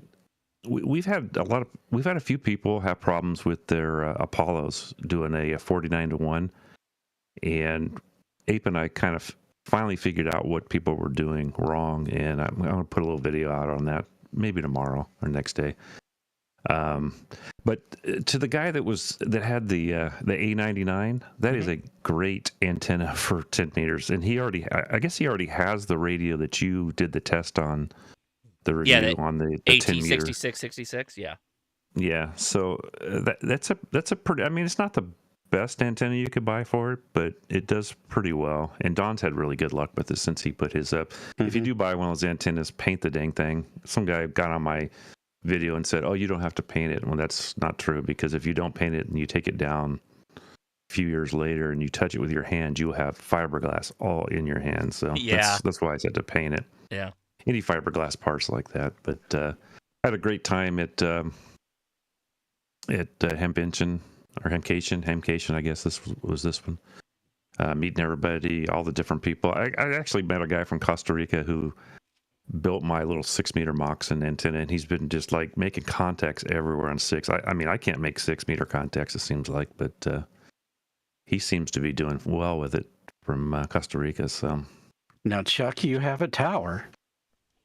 I do, and I have a really good 6-meter antenna that I built at 5-element LFA, and I last year during one of the opens I made contact coast to coast, so I felt good about that. Does the resin break down in the UV or what? Oh yeah, on the fiberglass antennas. Yeah, paint those things, and it won't hurt. It just don't. They say not to use metallic paint, but just paint it. We do that with is this? Are you talking about any antenna in particular, or just in general all fiberglass? Hex beams. I painted mine. Kind of an antenna that's fiberglass. Yeah. Before I put my hex beam on the roof, I painted all of them, all the stays, not the wires, right? The stays, the extension pieces for the hex beam. Paint that all when it's on the ground. It's a lot easier than when you jack it up. Right. They probably use some non-UV resistant boat gel coat or something. The recommendation from NA4RR was to use Krylon. I used high heat, high temp Krylon because I get so much UV out here, and I used gray just so that it was like slightly muted when the sun hits it. It's fine. Yeah. Gray's kind of but generally for fiberglass production and casting, they use gel coats, and a surprising amount of boat gel coats will not hold up in UV at all. So you don't have to get too fancy here. Boats don't usually make it to. I'm sorry, they don't usually make it to where you get fiberglass in your hands, but these antennas do. They're made with like longer pieces of fiberglass, I guess. I don't know. Well, they're also under tension. If you think about it, they're constantly being stretched, like bent under tension. And that just applies enough pressure to whatever's bonding all the particles together. You might as well hit it with some paint once you get it all tensioned with the cordage tensioners, don't spray the wires, and then hit all of that with a nice coat, maybe 2 coats of high temp. You can get UV resistant spray paint. It doesn't have to be top dollar stuff. It really doesn't. Mine lasted for many years without a problem. Yeah. And you can, like on that Astron 99, there's a lot of things you don't want to get paint on. Just use painter's tape on that, and it'll keep it from getting on there at all. Yeah. Oh, I didn't, because that screw that you have, Chuck, the screw that does the tuning, you don't want to get paint on that. Oh no, I didn't paint that. No. Just submerge it in a giant container of Flex Seal, and it'll keep the water out and everything. Yeah, you could probably use that that spray on. It won't ever come apart, but nothing will get into it. Right on. But that's a good antenna for that guy. He already had it, so I mean he was already there, Yeah. and it's probably being if he was using it for 11 meters, it was probably close enough already to. Well, he said he had it on the top of a tower too. So, man, that's got to be up Oh there. yeah, totally. Yeah, it should Use be that. good. And Chuck, you're not going to talk about the new vertical you're working on? Oh, our Poseidon. It's probably going to be out in 2 weeks. It's a multi-band vertical. It's basically a Robocop, but we're going to, everything's off of our winder that we. RoboCop. Rybakov. Yeah, that's. You have 30 seconds to comply. Would you be willing to make a special colorway and call it the Brosidon? The Brosidon. I don't name them. I just kind of put them together. Jim and Ape argue about who's going to name it, and Ape usually wins anyhow. But Antenna 1. Yeah. So this one's we had it out at the Toads meetup on Thursday out at Lake Louisa. Oh, really? Okay, yeah. Dang, I missed that. That'd been awesome. And it did pretty well. Jason had a really good pile up, and then Kyle made a lot of contacts on CW. He made 2 or 3 contacts into Europe, and then some gal that he knew needed 3 different bands, and he tuned it on 3 different bands and made contact with her also. That's it's kind of like those, the antenna you use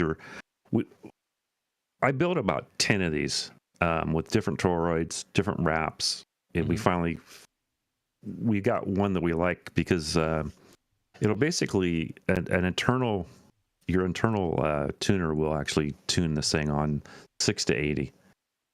And it wouldn't do that with all the different toroids that we used, unfortunately. But the one we got is kind of hard to find. And there was 50 out there. We bought them. And so we'll have 50 antennas for sale probably about the 1st of next month. That's amazing. We're working on the instructions right now. And this gives us something different.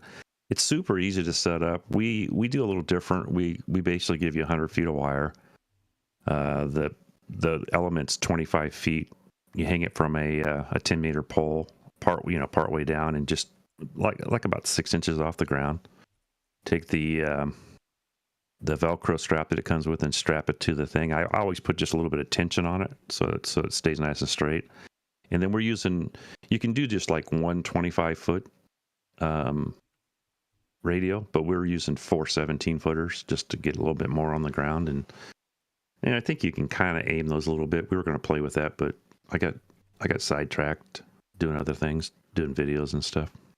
And just to spite Ape, I'm going to try one with a magic carpet under it. That would work also, I'm sure. I'm actually, I got something from John. What's his Jindon? Don? What's his last name? Gedrin. Gedrin. And it's a phasing. He gave me a phasing. I wish I could have gotten one of those. Oh. I'm gonna. Yeah, he only had like 2. I know. I'm gonna play with it on our antenna and see if I can make it work. You're gonna try to phase them? It may not work. It might work on one band. The distance between your quarter wave is usually what they say to do, I think, or half wave. Well, you've got to cut the coax. You've got to cut the coax to match the band. Yeah. The phasing. So it'll probably only work on one band at a time then. Yeah.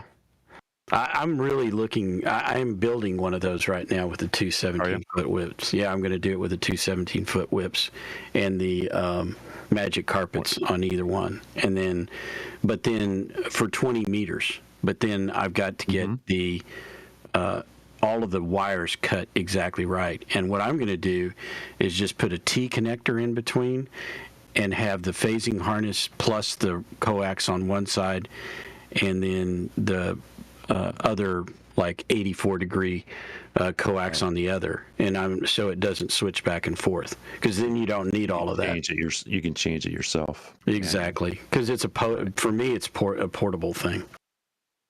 And if you set it up right, you can move it different directions if you want to. Right.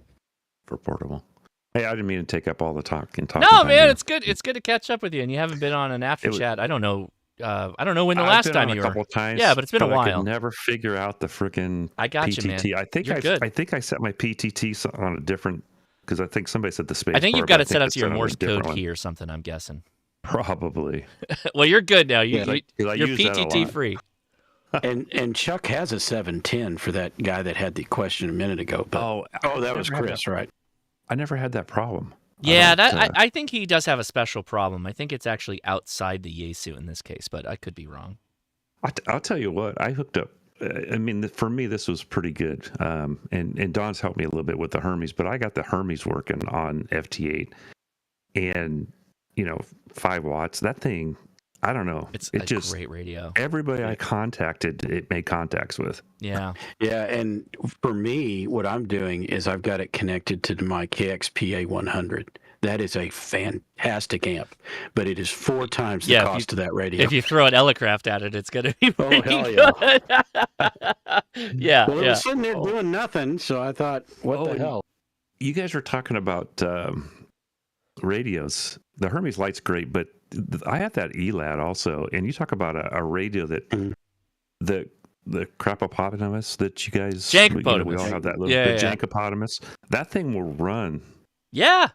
That thing, it's like the worst computer ever as far as power and stuff, but it'll run that ELAD software with no problem at all. The power's great. You give it 12 volts and it's fine. What are you talking about? No, that power. No, I'm talking the actual computing power. Oh no, the computer. Well, you have to deload it. My Hermes. You have to deload it. To it. By the way, I follow all things Hermes, and they're doing a whole bunch of stuff right now with the Radio Berry.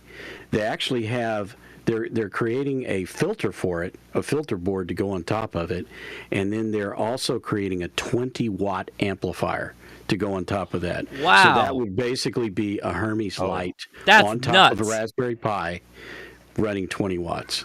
Oh, you're gonna have to. That's cool. That's super I cool. wish mine had 20 watts. Yeah. Well, so I was running. So I was running my Hermes Light into the Micro PA50, and I was using it It was just sourcing. I'm not hooked up to a line or anything. And then my Hermes Light into my AL80B, so 50 out and then 50 into the AL80B to get about 500 out, and that thing worked really good. Mm-hmm. But for some reason, it won't sense anymore. I don't know if I've turned something off inside. That's not good. But I love that. I love that little amp. And you guys were talking about the 599 and 10 Hat, and you've probably been chatting. But we've been chatting. We haven't gotten into that yet. We might. He's going to that send you some files that I had. That I heard. I tested it, and then it just all of a sudden just quit. Yeah. So I am hearing. So Chuck got his hands on the amp here above my head, and they ran into some problems with it really quick. Thank you, Mitchell Pilot. Thank you for the super chat. I appreciate it. We're going to keep going a little bit longer, at least probably till 9 o'clock, but my time. But yeah, no, apparently they ran into a problem with it. So far, I haven't had it long enough to be like definitively this is a bulletproof amp. I'm told that it has like all the temperature stuff that you can't kill it, but you guys discovered a problem, at least in the one that you got your hands on. Yeah, his was used. I used it and I set it in the house, and I went through it. I was so his was already used before he got it, though. It was, yes. Okay. And it was doing like 30 or 40 watts. I wasn't impressed with the power output for what it cost. I mean, the Micro PA50 to me is way easier to use and way smaller. I don't like the form factor of the thing because it's got buttons on both ends, and I guess I have fat fingers. They're hard to hit. Yeah.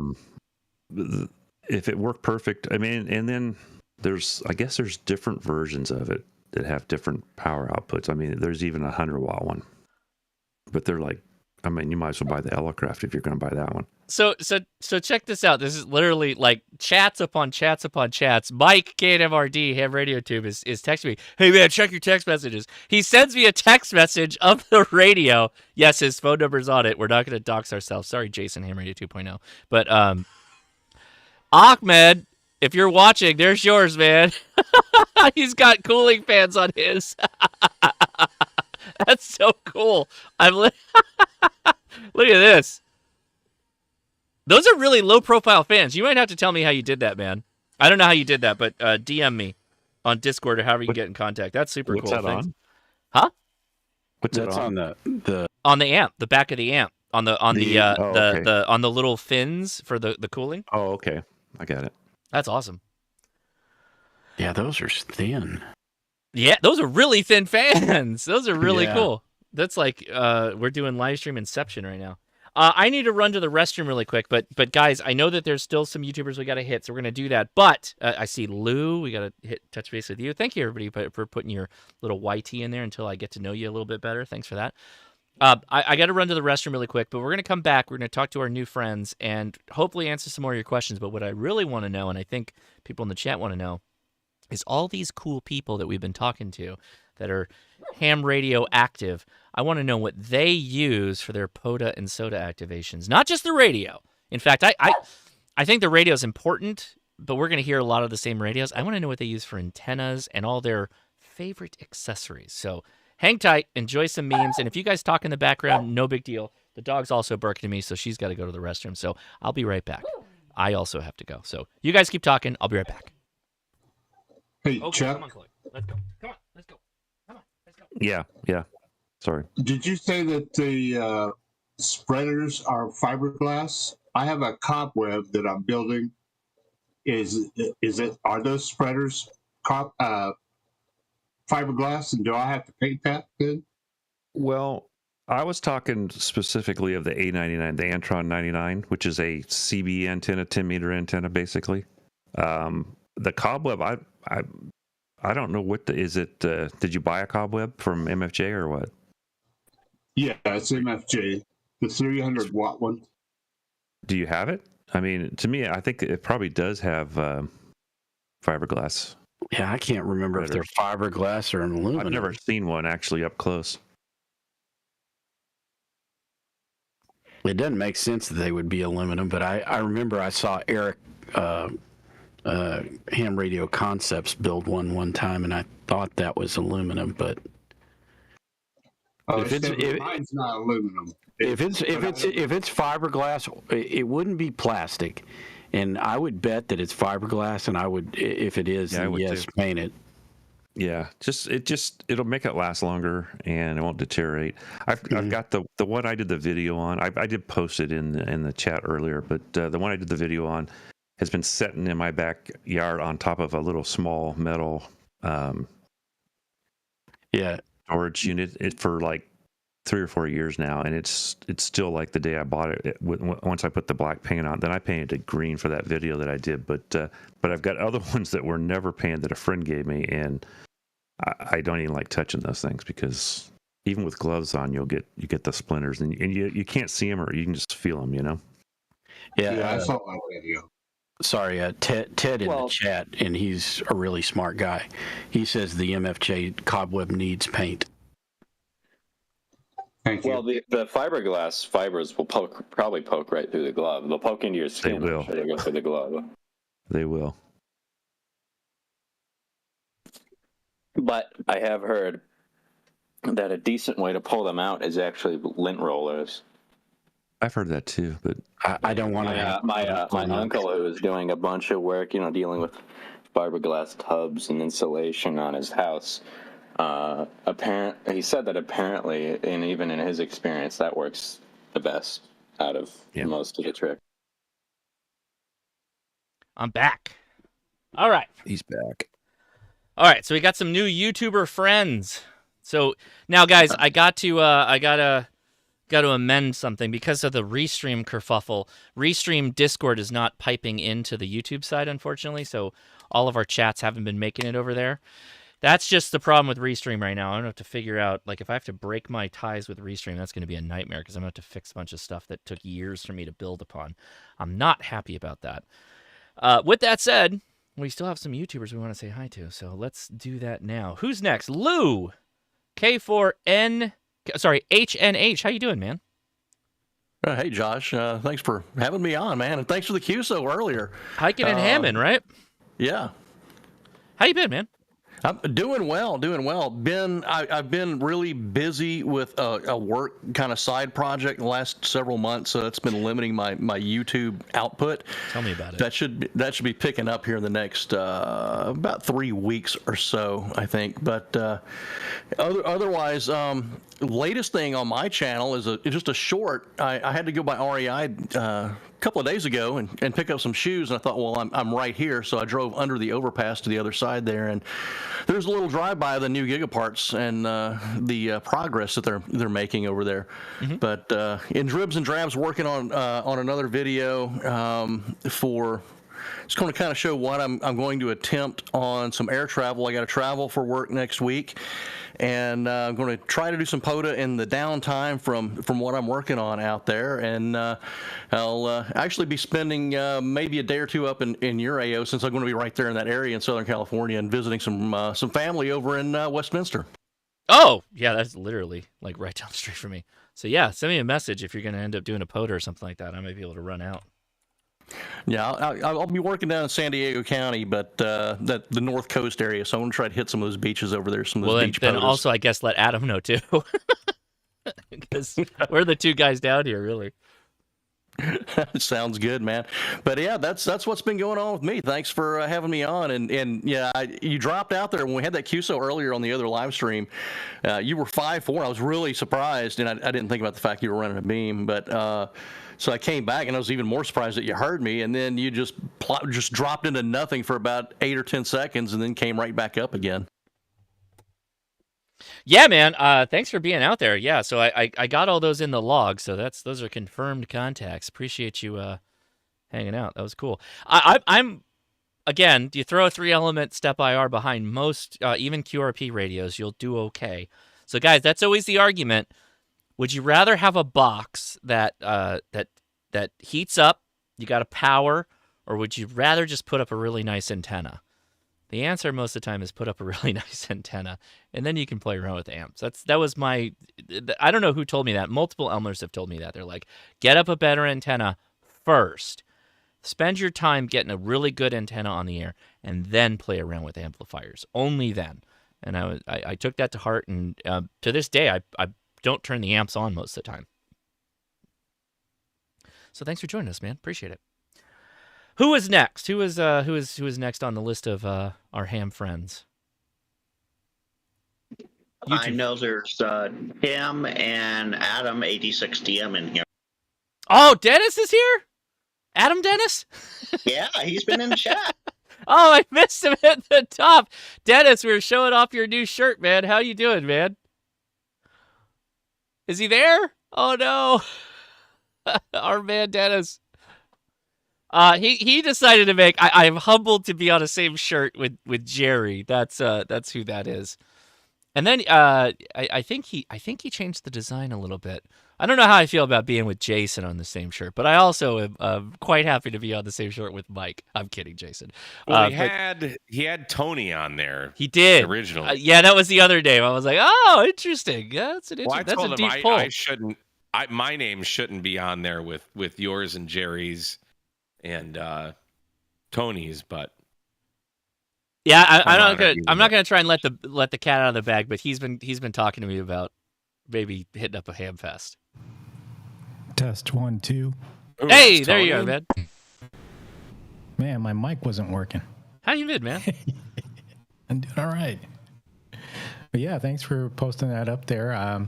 Yeah, this was this kind of came from a daydream, and I was like, I had to hit hamtactical.com because I didn't have that shirt yet. Look at your version, which had all the old people like Morris and Hertz and all that. Yeah. And then I was like, why isn't there one for all the early ham YouTubers? And so threw that together. I feel like I couldn't put my name on a shirt that people would buy that I sell on my own website. That would be a little weird. Yeah, it'd be a little bit conceited. Yeah, a little bit. Could you make the font smaller and put Tony back on? Because he needs to be there. Like, get rid of me or something. Should just sell a shirt that just has your name on it and not the name of the channel.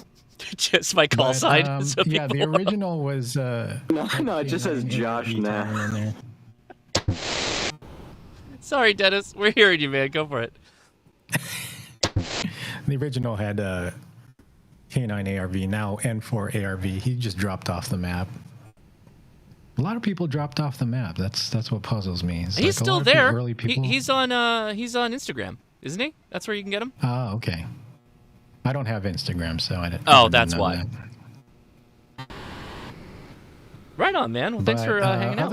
Other early people like Signal Search and who are some of the others? Signal Search, yeah. Oh yeah. You need Steve W. Goat on there. Oh, Yeah, the goat Goat. he is a true luminary in that space. Yeah, for sure. Yeah, Johnny is back off YouTube again, but I see him on the air every once in a while. He's on FT8 a lot. Looks like Florida's about to get hit with some nastiness. It looks like. I'm just gonna throw that out there in case you weren't paying attention. But yeah, man, thanks for joining us out here as always. Anything you want to mention other than obviously a new shirt and what's going on with the batteries? How's that going? Oh, I just got resupplied, so I got a bunch of cells now, and we're gonna have some batteries back in stock pretty soon. Excellent. Well, I'm excited to hear that. I know other people are as well. So I'm now on FT8, but nobody's coming back. So maybe 20 meters is not where it's at right now. I might have to move to 40. But cool. All right, Frank, who is next? Who did I not hit that I skipped? Anybody? Tim, K0 SSD Radio Brotherhood. Hey, Tim. Gotcha. All right, buddy, go for it. How you doing? Good evening. Hey, thanks for letting me be your last contact on the other live stream. I never get a chance to hear my station, and I played it back. And actually, that sounds good. I'm a little bit surprised. So a lot of the people, and I don't know how much this is the radio, because I do have a TX500, but I always seem to grab the 705 before I grab the TX500. The front end of that radio is really good. I heard all you guys, it's stating, 5.3, 5.2, 5.4, but 5, like really good. You full copy, no problem, easy copy. So yeah, you sounded great. Well, I've been working on my audio with this mixer and stuff. So anyway, I've been processing a Black Angus all day. I'm kind of tired. I got like 3 freezers full of beef. I don't have to worry about beef for a while. So anyway, you guys have a great one. Hey, thanks for... I know sooner or later you'll remember me because we will have a face-to-face. I hope so. Sooner or later. Anyway, have a great one.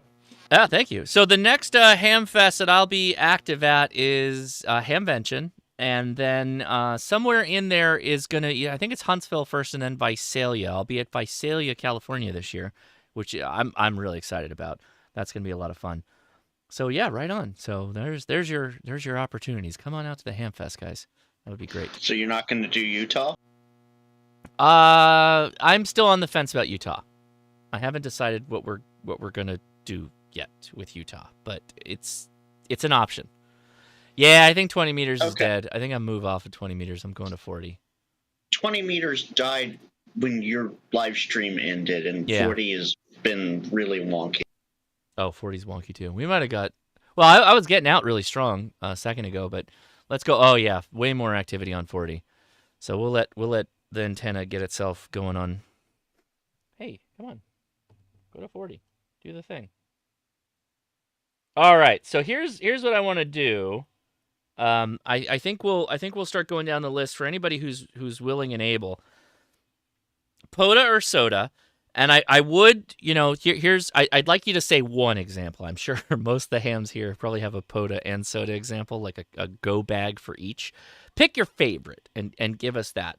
What I want to hear is your radio, your antenna, and then, like, if you have special accessories that you have to be effective, that's what I want to hear about. So anybody who wants to go first, your favorite POTA or SOTA setup based off of those comments. Who wants to be the one to break the ice? I'll break the ice. Okay, Frank will go, and then I saw Don, so Don's next after that. Yaesu FT710 or the Yaesu 450 Delta. Both are, they're heavy, but I'm not Adam. Yeah, let's go with the 710. I used the 450 at field day. I'm not a big fan. Let's go with the 710. The 710 is my usual go-to radio anyway. Okay. InFed half wave 10 through 80, but doesn't always do But 80. who makes it? Who makes it? Or did you make it? Par NFEDs. Okay. 30 amp hour bioenno battery coupled with a generic 7 amp hour battery, giving me 37 amp hours of battery, a 100 watt Renogy solar panel to supplement that, and my laptop. That's my POTA kit. What laptop? Just a generic HP laptop that I got in like 2014. It's old and dying. Okay. I am getting some wild audio stuff happening right now, so hold on. I gotta... Oh, I found it. Okay, if we found it, we're good. Sorry about that. Appreciate that. That's good. So thank you, Frank, on that. Real fast with a super chat. Stephen Robert says, thank you for everything you do for the hobby. You and Ham Study are the reason I passed the test this time. Oh, there you go. Congratulations, man. Thank you so much for the super chat. It means a lot. All right, so that's the first base station, 710. I like it. Let's go to Don next. Yeah, so for me, my go-to is the 891 and the ATOS 120. It's all on the van. I Mobile. never take it out of the van, and I power it all with a Big Geek, pure and simple. So we got so his special accessory, maybe we'll call it a special accessory, is one K-Murder special, a Big Geek that Don is rocking to power his 891 and running the ATOS 120, which those are like peas and carrots. They work together perfectly. So yeah, absolutely. Right on. Who's next? Who wants to drop their... Go ahead, Grayman. Yeah, so I like the I like to roll out of the back of my Bronco. So this IC 7300 with that's kind of high off the ground. Does it hurt when you hit the ground after you roll out of it? No, God, no. You really should keep it from Geritol moving is now. for nowadays, man. Not to get the gray beard. Geritol. But no, so I have a drop down tailgate table. So I set 7300 up there. I actually have dual 40 amp circuits running from the battery of the truck to the back end, so I can power a couple of radios back there, 100 watt radios. All right. And it's either the Chelegant's JPC 12 antenna or the PAC-10 2040 NFED half wave. Fantastic. All right. How do you like the Chelegans? That's been good for you. Or is have you compared that to a Wolf River or anything like that? I've tried a couple different antennas. I like the Chelegans mainly for its ability to pack down. I flew it with me down to Florida. Didn't have any problems with it. I know people have had some issues getting it to tune on different bands, but I typically 10, 20, and 40. I have no issues, and I'm at the races. There you go. Right on. Cool. Well, thanks for sharing your thoughts there. Okay, what's going on with my radio? There's no way. There's no way. That's not the signal. Okay, I'm not going to worry about it right now. We're making contacts. I'm not going to touch anything. All right, who wants to be next? I got one, Josh. Go ahead, Digital Rancher. All right, so a Yaesu 891, a 1010 NFED half wave cut for 20 meters, a carbon 6 mast, and a couple mini carabiners, 15 amp hour bioenno battery. It all fits into a Red Ox Gator EDC bag, quick and easy. So when you do your POTA activations, because I know. So what was the radio again? 891. 891. So a lot of 100 watt operators. So okay. Yeah, I mean I'm hitting the sweet spot, right? I'm hitting an 891 in the middle of the day for 20 meters, right? Yeah. And you can bang out 100 contacts before you know it. So that's a good. So how long do you hang out when you're doing your park activations? I know you were so fast. I'm gonna pepper you with a question. Yeah, no worries. Usually about an hour. What's your how many contacts do you pull down generally in an hour? I mean, in an hour, I usually go for 100 contacts, and it could be just around an hour. Nice. There you go, man. That's good. That's moving.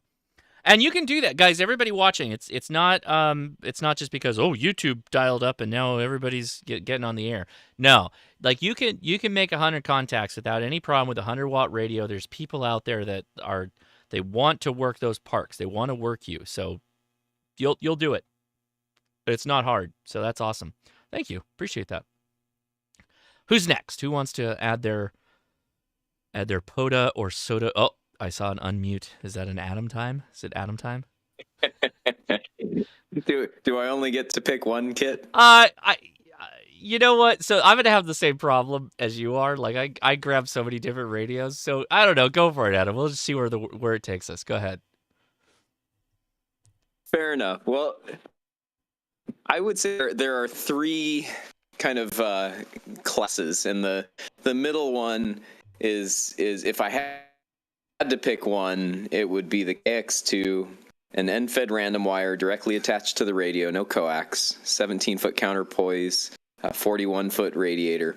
And the KX2 will tune that from 80 to 10 meters. It's not real efficient on 80, but it works. And that setup is just stupid easy for band hopping, chasing SOTA and POTA, and it's efficient and effective enough, at 8 watts if you want to max it out to even work some sideband. So that's number one.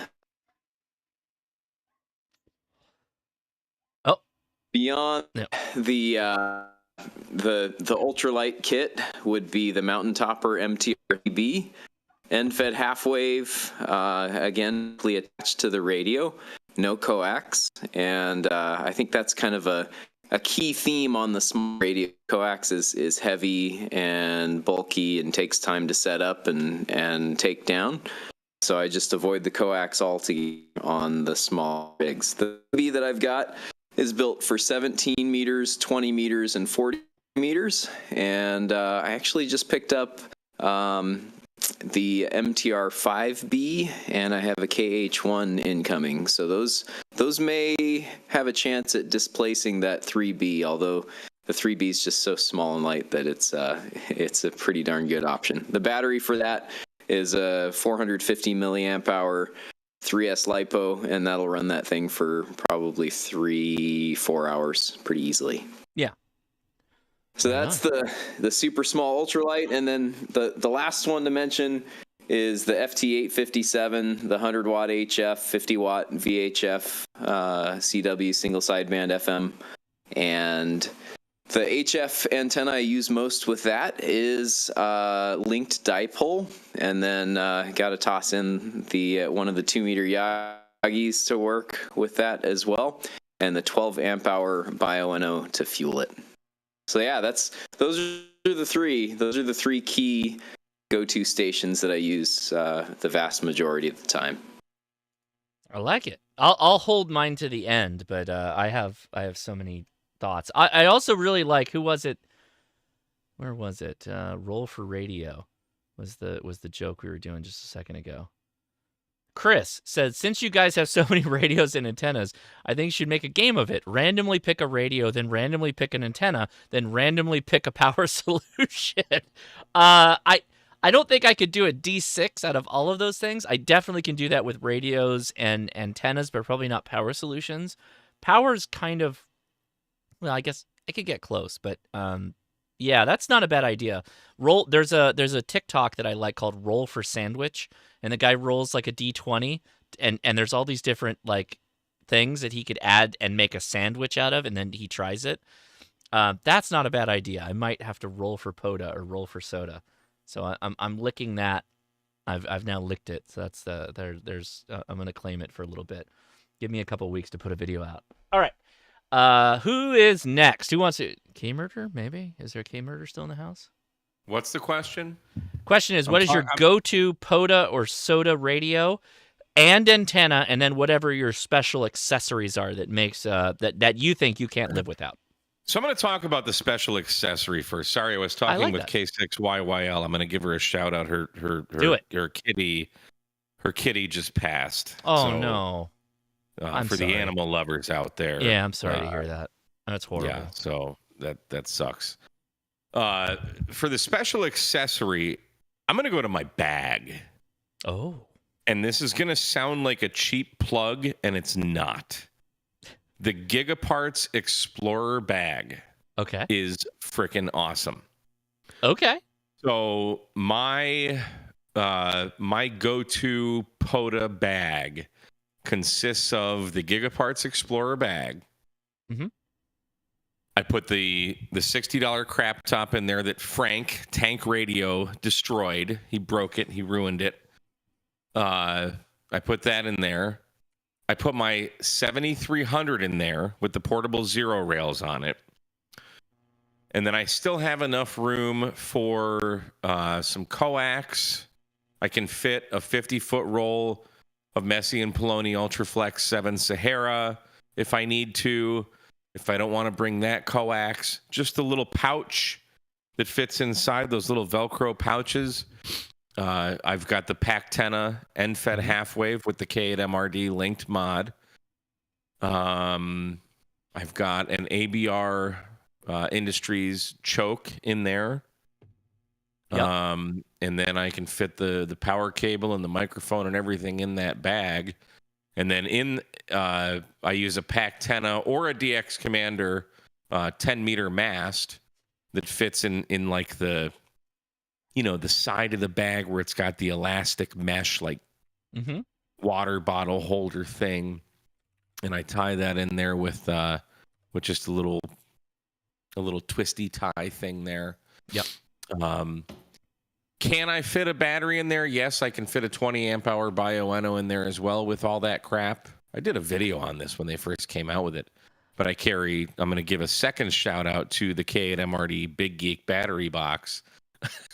That's just okay. Shout yourself out. I love it. I love the audacity. I haven't made or sold one in like a year, but right.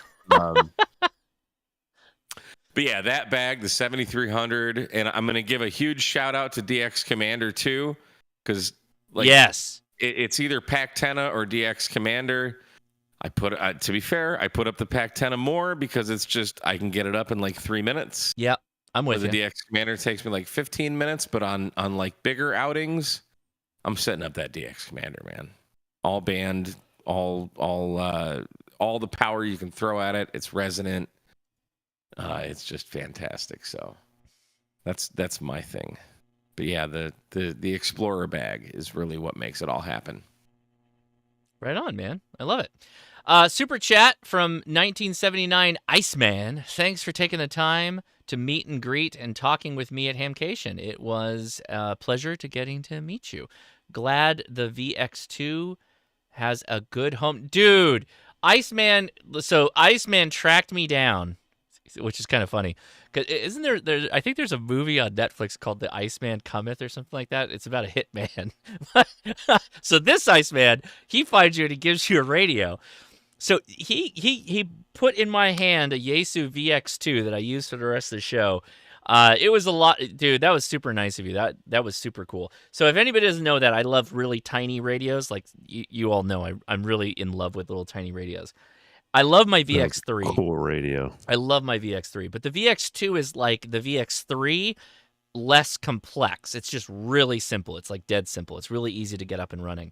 And I did. I got it programmed with our talk-in frequency for the show. I didn't set up any repeaters, so I don't know how difficult that is. I can't imagine it's going to be a problem though. But dude, thank you so much. And God, you sent me a super chat after sending me a radio. Or literally handing me a radio. You don't have to do that. That's really nice of you. Thank you so much. I appreciate that.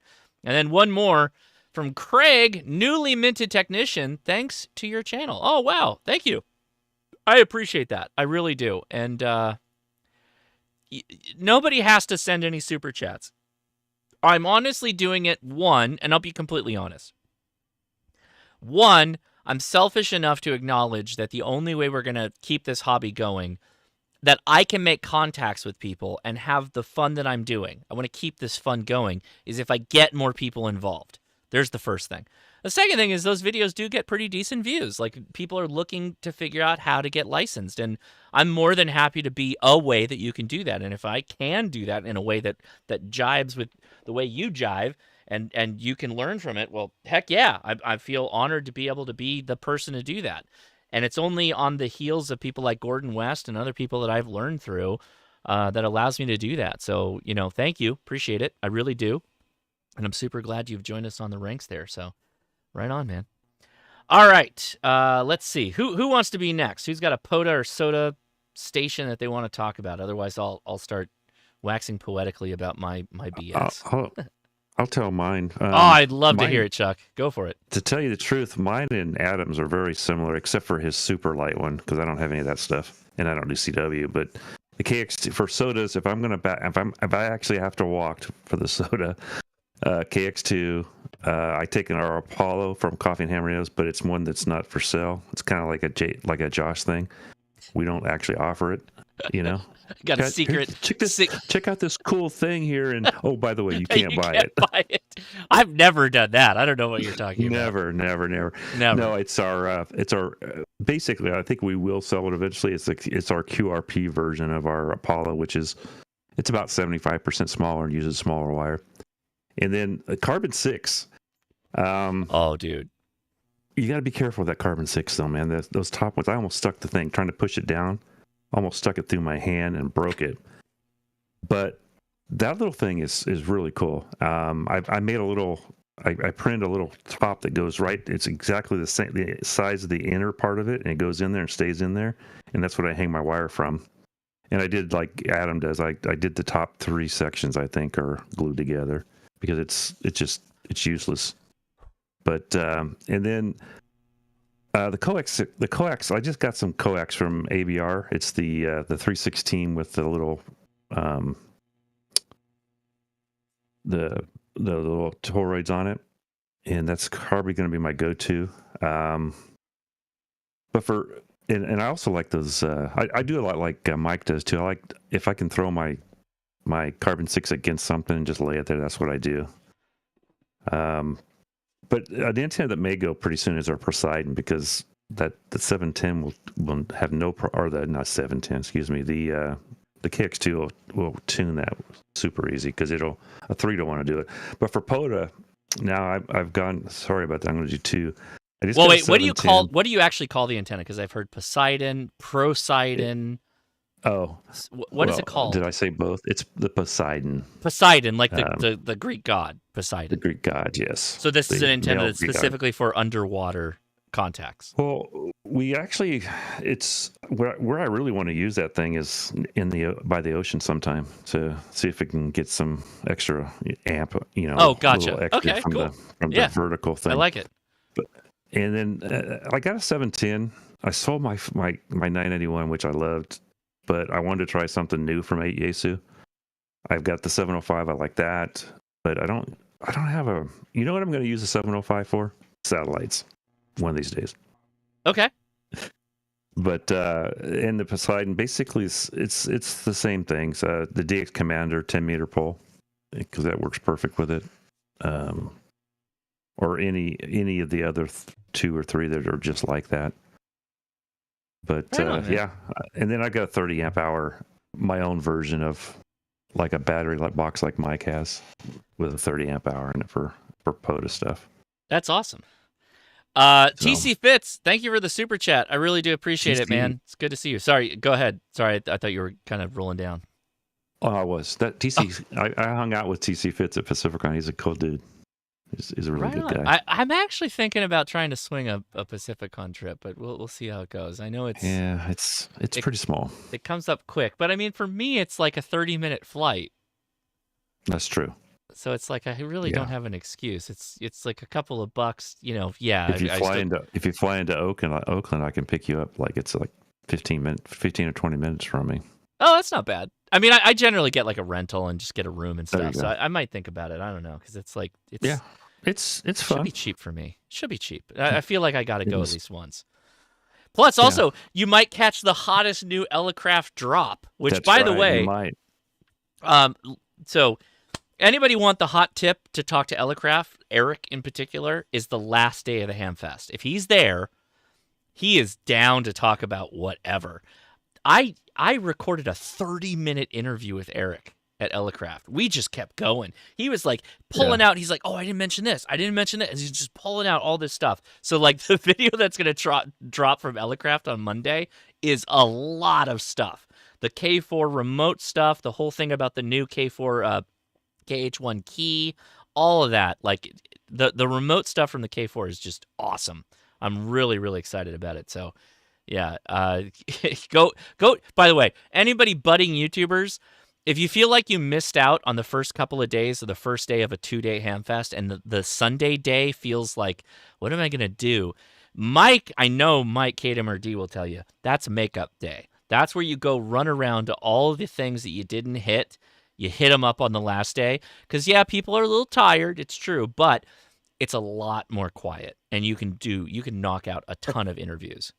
Half of my interviews were shot on Sunday. Yeah, seriously. It's the secret that's like the best secret in the Hamfest is you can get so much done on a Sunday because there's just not as many people. Yeah, it's good. It's good stuff. So right on. All right. Who's next? Who wants to be the one? What's their SOTA POTA setup and your secret accessories? I have many setups. Well, give us your favorite. Yes, Eric, I know you've got a couple. That's true. But give us your favorite and like what your secret accessories are. Okay, so I'll choose favorite based on probably it has the most contacts. Mm-hmm. So that's the 7300 with a 23 amp hour Dakota lithium battery. The coffee and ham radios linked dipole. About 50 feet of good coax. And the secret sauce to that is the Heil BM17 headset. So when everyone's coming in 3x3, I can tell them 5x9.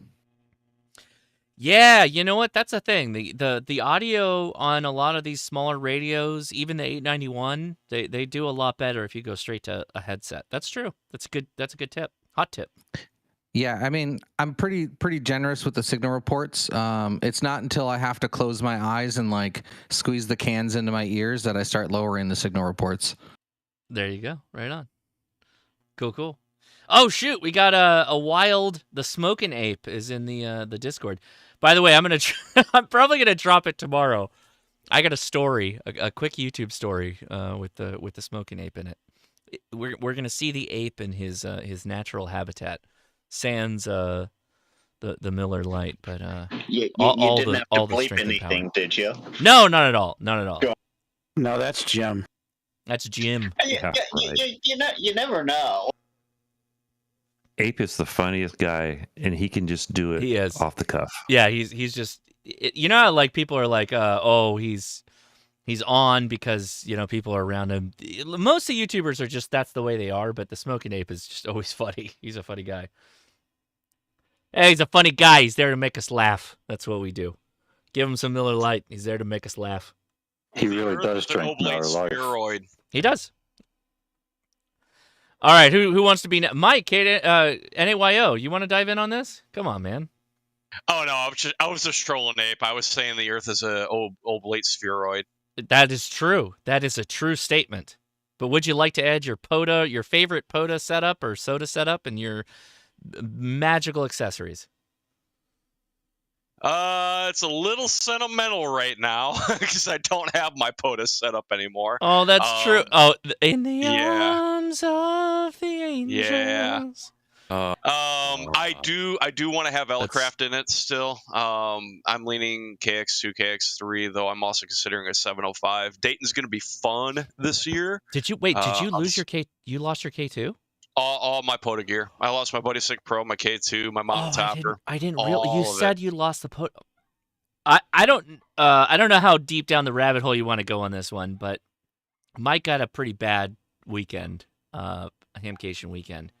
So Mike, I didn't realize. My Buddy Stick Pro if you need one. Yeah, dude, we might put together a fund and send you some gear. What do you need, man? Actually, I've already reached out to Chris, and I'm like, hey, if I work like half a Saturday and just work the booth like Matt does and tell people about what I use a Buddy Stick Pro, would you just hook me up? He's like, we could probably work something out.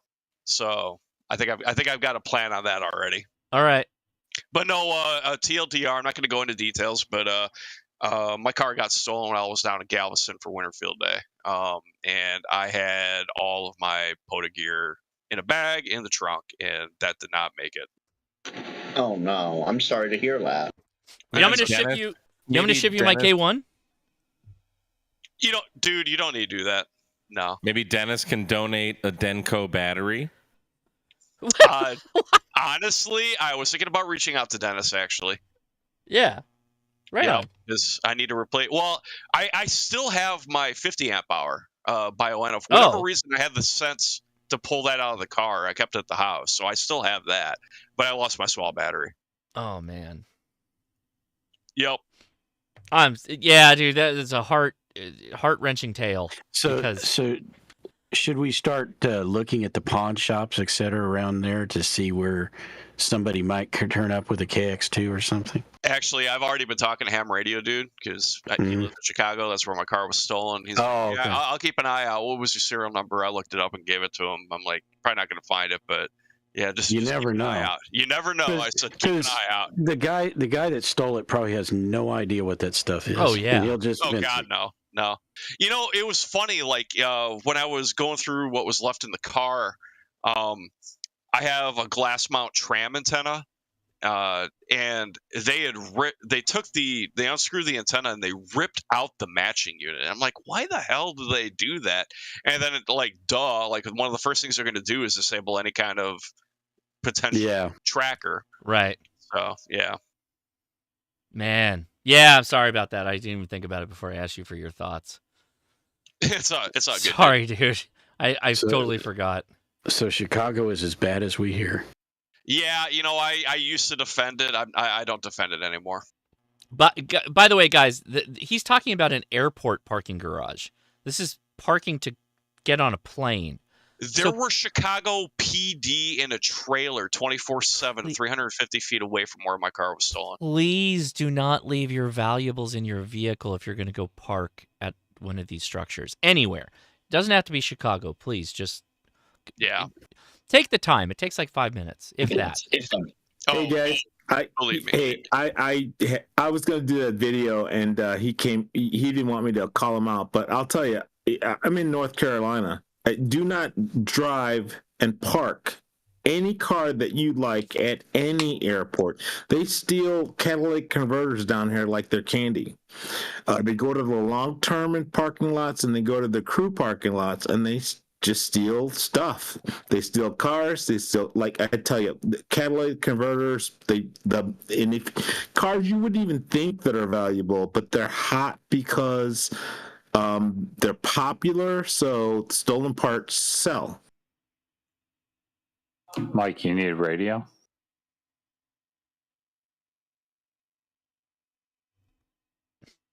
Silence. I'm ready to send him whatever he needs. I mean, I got plenty of stuff. Let's get NYO back on the air. Let's do that. Well, okay. Send him the DMs. I'm so sorry, Mike. I'm so sorry. I should have thought about that like 2 seconds before I asked you, man. But let's go. Let's see if we can move on. I'll make a quick shout out. Just passed from Chris Newton. Thank you for the super chat. Just passed my tech and general exams. I haven't made my first QSO yet, but I've learned a ton from watching your videos. Thanks for being an ambassador. Thank you, man. I appreciate you watching. Really do. All right. So where are we going to go with this? Who wants to be the next one to dive in there with their POTA? Next. Paul, go for it, man. Okay. FT891. Impasse Light. Okay. Apache case and my Pro 7s. Oh, Pro 7s. Okay. Yeah, that's it. Light, and that's one case.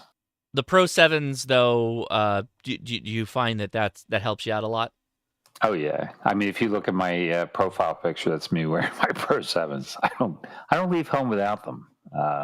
It's whatever you're doing, plugging into the ATM. If you're going to get money out, plug the Pro 7s in. There you go. Absolutely, yeah. But the Pro 7, it was like an investment. Like when I first started, it was I couldn't hear anything because I lived in an apartment and the noise floor was very high. Yeah. And the guy at HRO in Wilmington, Delaware, who was really great when I started, he was like, I know these are expensive, but these will isolate the sound like nothing else. And it's true. I mean, I've tried all different headphones since then. I keep coming back to them.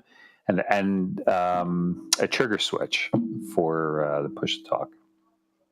What do you use for that? You just use the handheld one, or what do you use? Yeah, Like you're talking about POTA. You bring that out. Yeah. Bring it out to POTA. Handheld. Mm-hmm. Okay. Yeah, and for computer, I use my Jankopotamus. I mean, that Evolve 3, best $60 computer Mike ever picked up for me. Please do. It works. Please do the debloat though. Everyone listening, I did. Please, yeah, please you have to debloat that. You thing. have to. That debloat is for it. sure. Yeah. Everybody, I don't want anybody to tell me this thing sucks. It's like you have to debloat it. Once you debloat it, it's like you took the governor off on a NASCAR. It's just exactly. It's actually a good computer. I don't want to say great, but it's a good computer. It's the most decent computer ever. Once you debloat it for $60. Yeah. I'm trying to think what else. I mean, I have a QRP rig, but that's the 705 and Adams antenna. That's and a carbon. I think it's 12 meters. Yeah.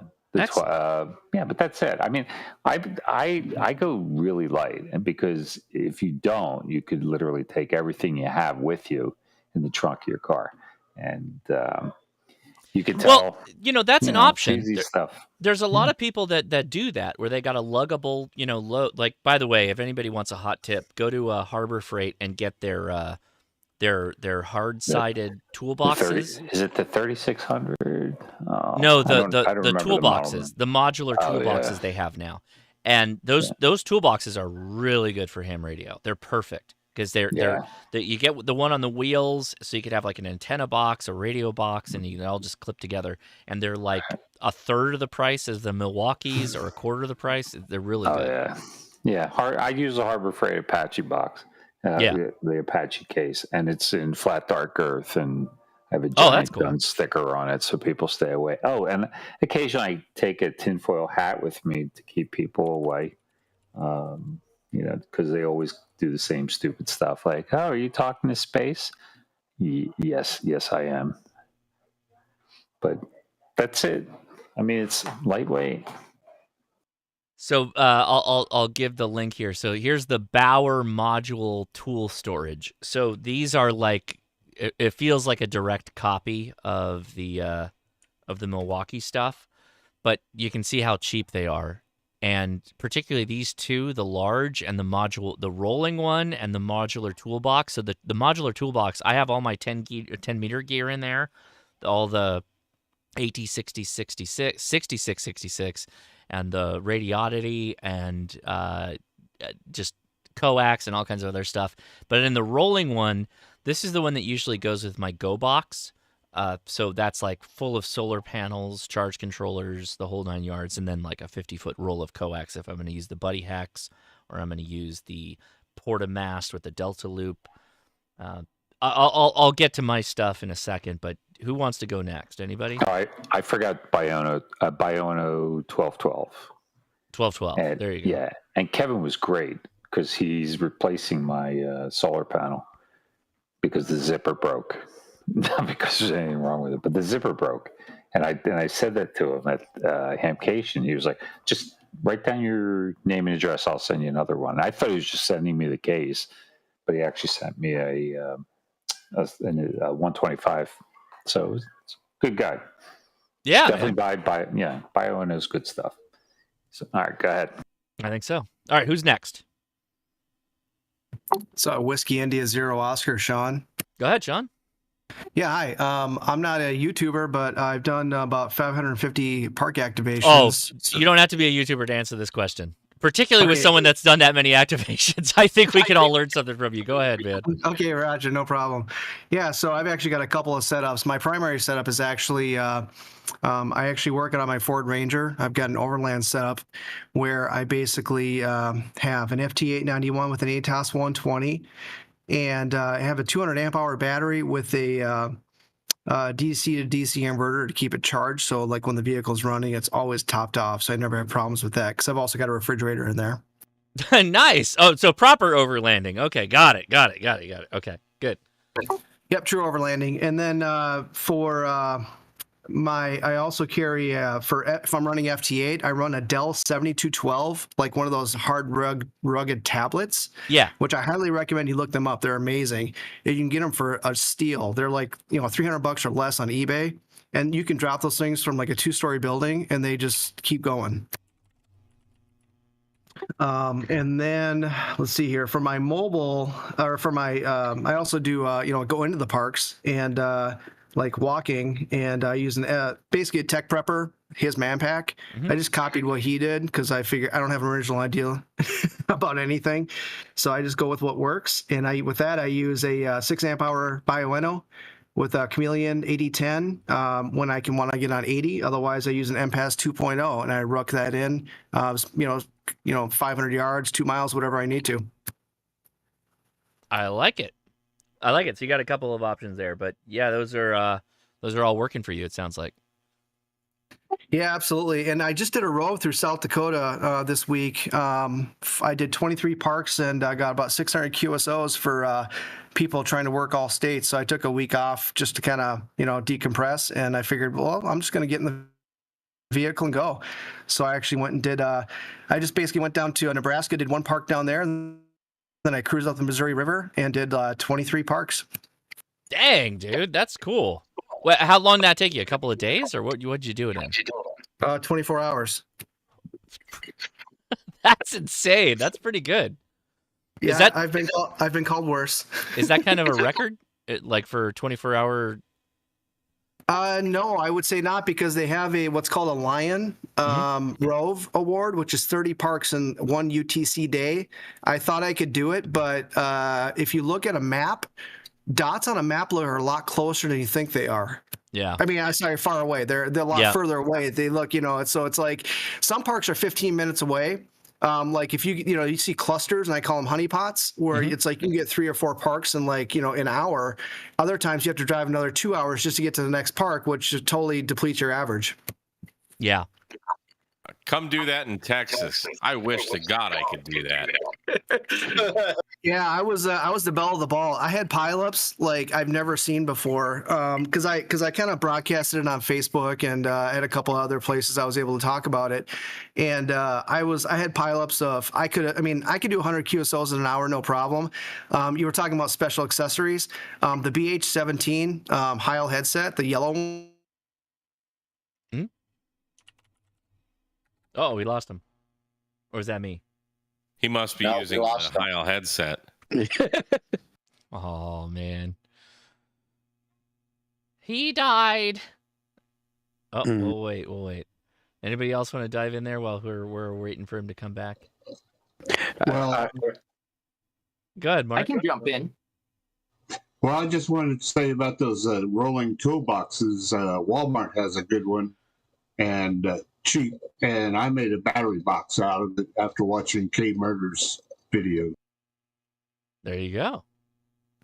Yeah, and I was going to say the backpack that Mike was talking about, the inserts are in now, and I ordered a couple of the inserts just the other day. They have the laptop insert. We saw that. They have the laptop insert? You didn't send me one? Oh, my goodness. We talked about this one. They're $29, Josh. Come on. I know. Well, we've only given input on their design. I was literally there from like day one. I was sitting there watching you guys do it. I was right there at the table, so. No, but you weren't at the Gigaparts headquarters. No, I wasn't. But or the secret emails, double secret emails that we were involved in. Yeah. I don't need a laptop insert personally. Well, I like the idea of the laptop insert being a part that's modular, but then it has Velcro on the outside that you can then put another pouch on the back side of that, and then just add to it. That is that was the winning. Like I was like, yes, this is. I told them like you need to be able to have a pouch for a laptop up against the back that then you can add more stuff to it, and it sounds like that's exactly what happened. Well, whether or they also not that have- was my idea, but whatever. 5 and the 991 and I got the 891, and they don't have the FTDX 10. They had a 991A also insert. So they've got some of the radio inserts in as well. He said he got those in 2 days after Hamcation. Oh man, yeah, they would have been blowing that up if they had those. Yeah, he was kind of, or this was Jason's video on Friday had all this information about it, and he was kind of mad about that. Those coming in after they were supposed to show up before. Well, okay, but it happens. It happens. You're talking Jason Gigaparts, Jason, or 2.0. 2.0. Well, he didn't build them. He No, he was just he had the story. He's upset about it. No, he had the story. Got it. Okay. All right. Right on. Who's next? Yeah, Mark, go for it, man. It probably seems obvious to a lot of people on the call, so this is for anybody who's new to the hobby. Get Anderson power poles. Oh, yeah. Connect everything, and I'll let Josh finish the thought from there. Oh, I mean, no, I can, but I mean, like, do you want to mention a radio that you often grab or anything else? Well, let me just say this with a smile on my face. Every time I've done a SOTA, I've had a Boondock Echo in my hand. No, I'm kidding. I've never been up on a peak. Okay. I'll be honest with you. If I could switch to XT60s, and Chuck's here to defend me, I would. But you can't get an XT60 like PDU. Otherwise, I would switch to XT60. I'm not against Chuck's claims here. I do like that connector a lot. And I think Adam's going to say something. Go ahead. Yeah, I'm also anti-power pole. I use them because they're standard and everybody's got them. But as we speak, I'm soldering an XT30 onto a plug for a mountain topper right now. Mm-hmm. Yeah, they're really good connectors, and the best part about it is it's keyed so much better than power poles. Their keying is way better. Yeah, and Adam, if you could create a PDU and put it on your store, Chuck and I would probably buy one. So the big thing about the XT60s, and this is where like you have to leverage markets that kind of already exist. Adam, the other Adam, KC1 HSE mentions they're really big in the RC world. So if you've ever seen an XT60 before, it's a square, it's kind of like a rectangle where it's like notched out on both sides on one end. So it's kind of like a little triangle on one side.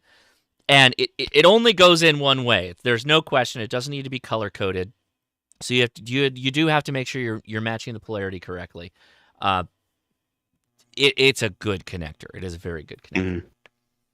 Yeah, and there's so much, and this is because we don't get real Andersons all the time, I know, but there's so many of those that are so cheaply made.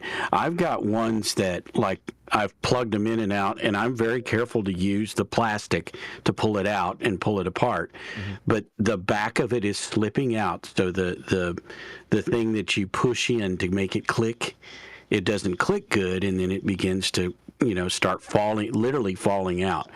And to me, that's more dangerous than anything. And the XT60, you basically solder it together, and I would have a lot more faith in something I'd soldered in there than something I've clicked in. It sounds like you haven't clicked it in. There's no way that something that you get from an authorized distributor like Power. That you just said it, authorized. That's the problem. I mean, some of the ones that I probably have gotten have not been authorized, right? So I too crimp and solder power XT60s poles. though. I crimp and solder power poles, by the way. But it's not that part. It's the part you click in. Now, if you could solder the thing in after you clicked it in, yeah, but I don't see how you solder that part. So I'm a longtime XT60 user for like drones and stuff, and there are really bad XT60s as well. Like, there's nothing worse than having a drone a mile away from you and having the battery unplugged because the specs are too, they're too loose. So far, the stuff that I've bought, and they're like the PA50 that we were talking about earlier, if I'm not mistaken, it has an XT60. So there's some of the smaller amps and some of the equipment that's coming from China in ham radio that have XT60 connectors. And so far, I've had really good luck with them. Well, maybe the story then is use a legitimate connector, because you will never spend more money in electronics than by buying something cheap, as far as that type of thing goes. So I think the thing with power poles is that everybody has to understand that power poles comes in a variety of the crimp connector, the actual metal bit you crimp. There's a number of different varieties of those.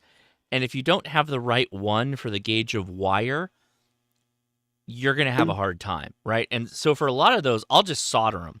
For a lot of my connectors, I just solder them. If I never want to worry about it again, I just solder them. And then when I click them, I use a screwdriver a lot of time, like a flat blade screwdriver to drive that thing home and lock it in place. That's I've not had a problem if I do it that way. If I crimp, solder, and then drive it in with the screwdriver and hear the click, I'm usually good. And I do check. I go in there and I look at it and make sure it's all good to go. I do the same thing as Josh, and I do one more step beyond that. Once I have everything together, I do a pull test just to make sure. Because sometimes, if you don't, even though you hear it click, sometimes it doesn't actually click. So you want to do that pull test just to make sure. And I'm sorry, XT60s are nice and everything, but power pull all the way. Yeah, I have all the things you guys are saying I've done. So yeah, it wasn't that, and I click the one that I'm having the most trouble with right now is the one that's on my 891, and I know I got that from PowerWorks, and it's got those are fairly large cables, right? So they're not the little tiny ones. The tiny ones are the worst, but the tiny gauge of wire. But the thicker wire is usually pretty good, but I've had more problems with them pulling themselves back out or getting loose at that front part where you've clicked it in, 6-8 months ago, and now it's beginning to creep back out. And I've had one of them just nearly come all the way out. Sometimes you get just a bad connector. Right. I'd try duct tape. I wrap everything in duct tape. Don, I have never had that issue with power. You don't have as many radios as I do, Frank.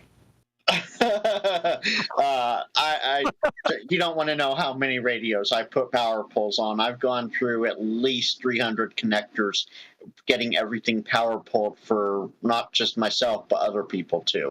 Yeah, I have too.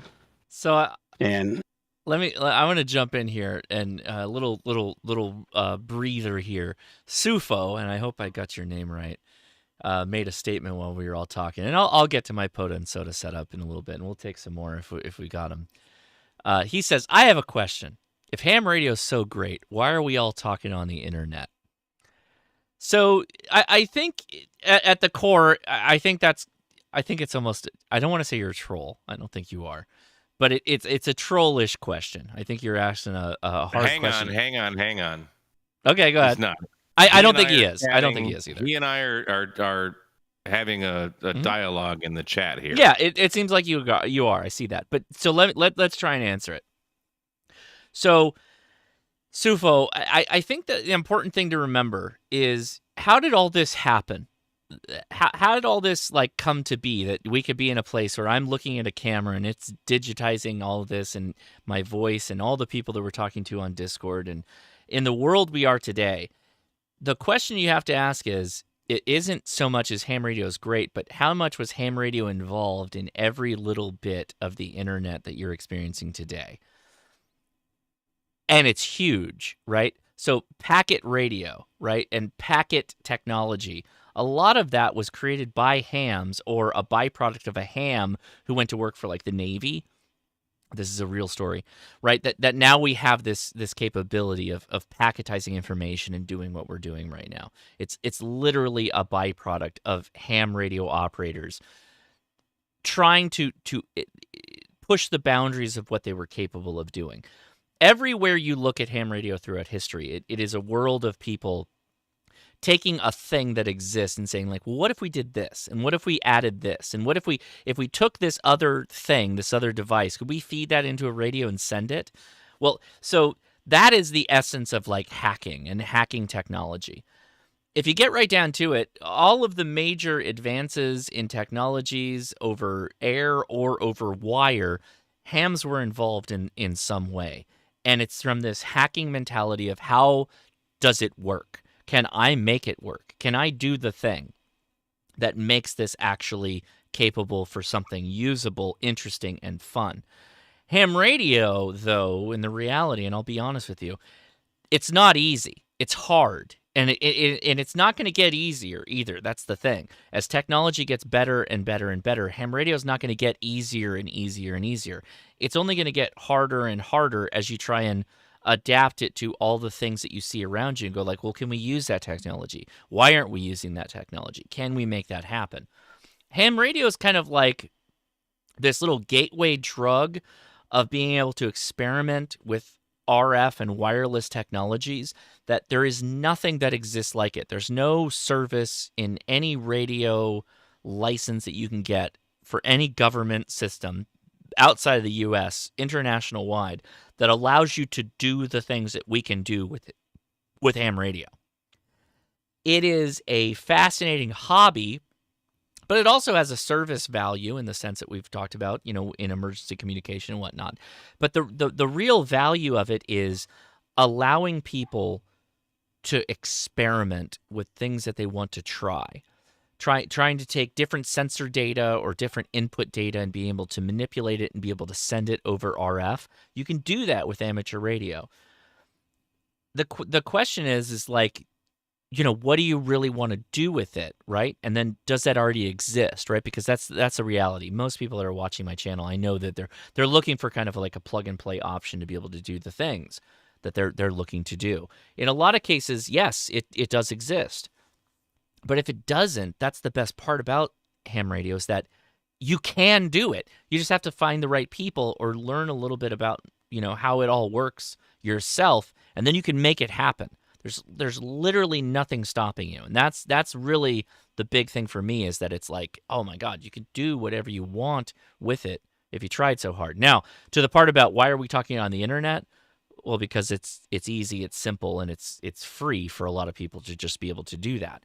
But that's only on the backs of people that have been before you to figure out how to engineer it all together and figure out how to integrate it into our lifestyle with our different boxes that we carry in our pocket and our devices, software, etc., that allows that to happen. So I'm listening, but I got to take this call, so I'm going to mute myself for a second. So you guys take it away.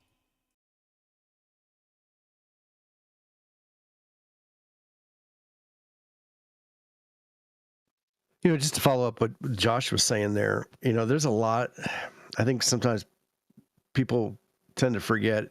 If you go look at any major development in our existence, internet, technology, whatever, you go look at the people who hold the patents on that technology, I guarantee you will find at least one, if not more, licensed amateur radio operators from either the United States or another country. It is literally that intrinsic to every aspect of our life.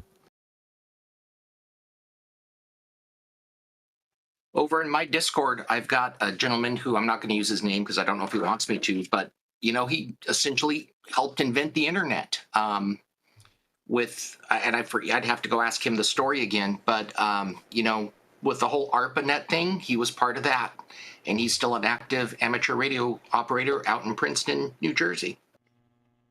I got to jump in here because I literally have to end right now because my wife just called me. She's heading back and the kids have to get in bed and I have to be the one to do that because she's got to do something. So I'm going to give you my POTA setup really fast. So almost for all situations, I think what you can do with a 100 watt radio, you can do with QRP, which is why I take the 705. Even those 10 meter radios are borderline QRP in my mind. So for me, I'll take like a couple of antennas. The K6 ARK is always in my bag for hiking. I take a Elecraft KX2 in my bag if I'm going to hike, and I definitely have a K6 ARK. And yes, the Carbon 6. I'm a big fan of the Carbon 6, which is over there. Love that.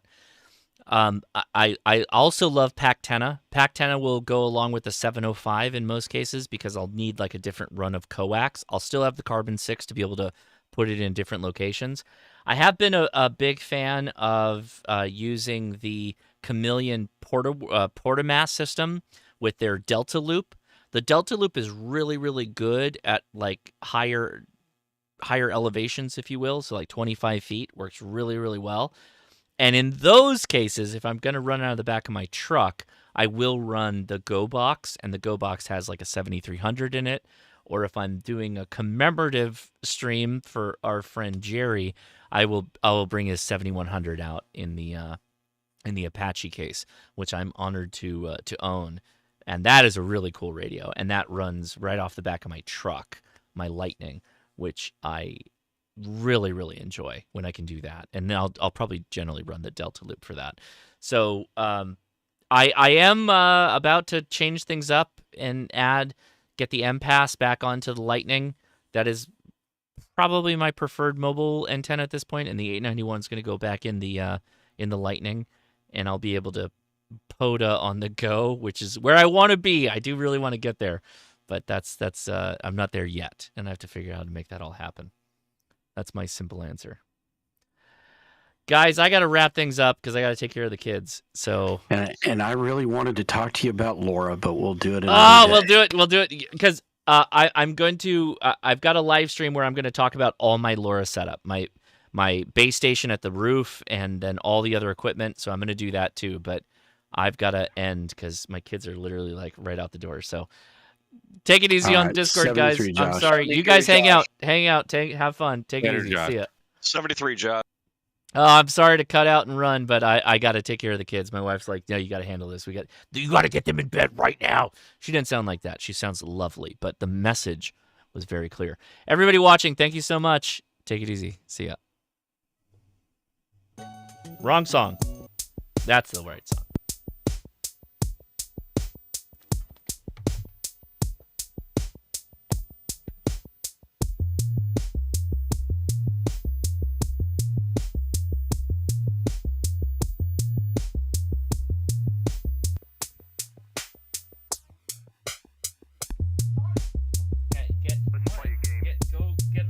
Shower, get in the tub. Take it easy, everybody. I gotta go. Bye-bye.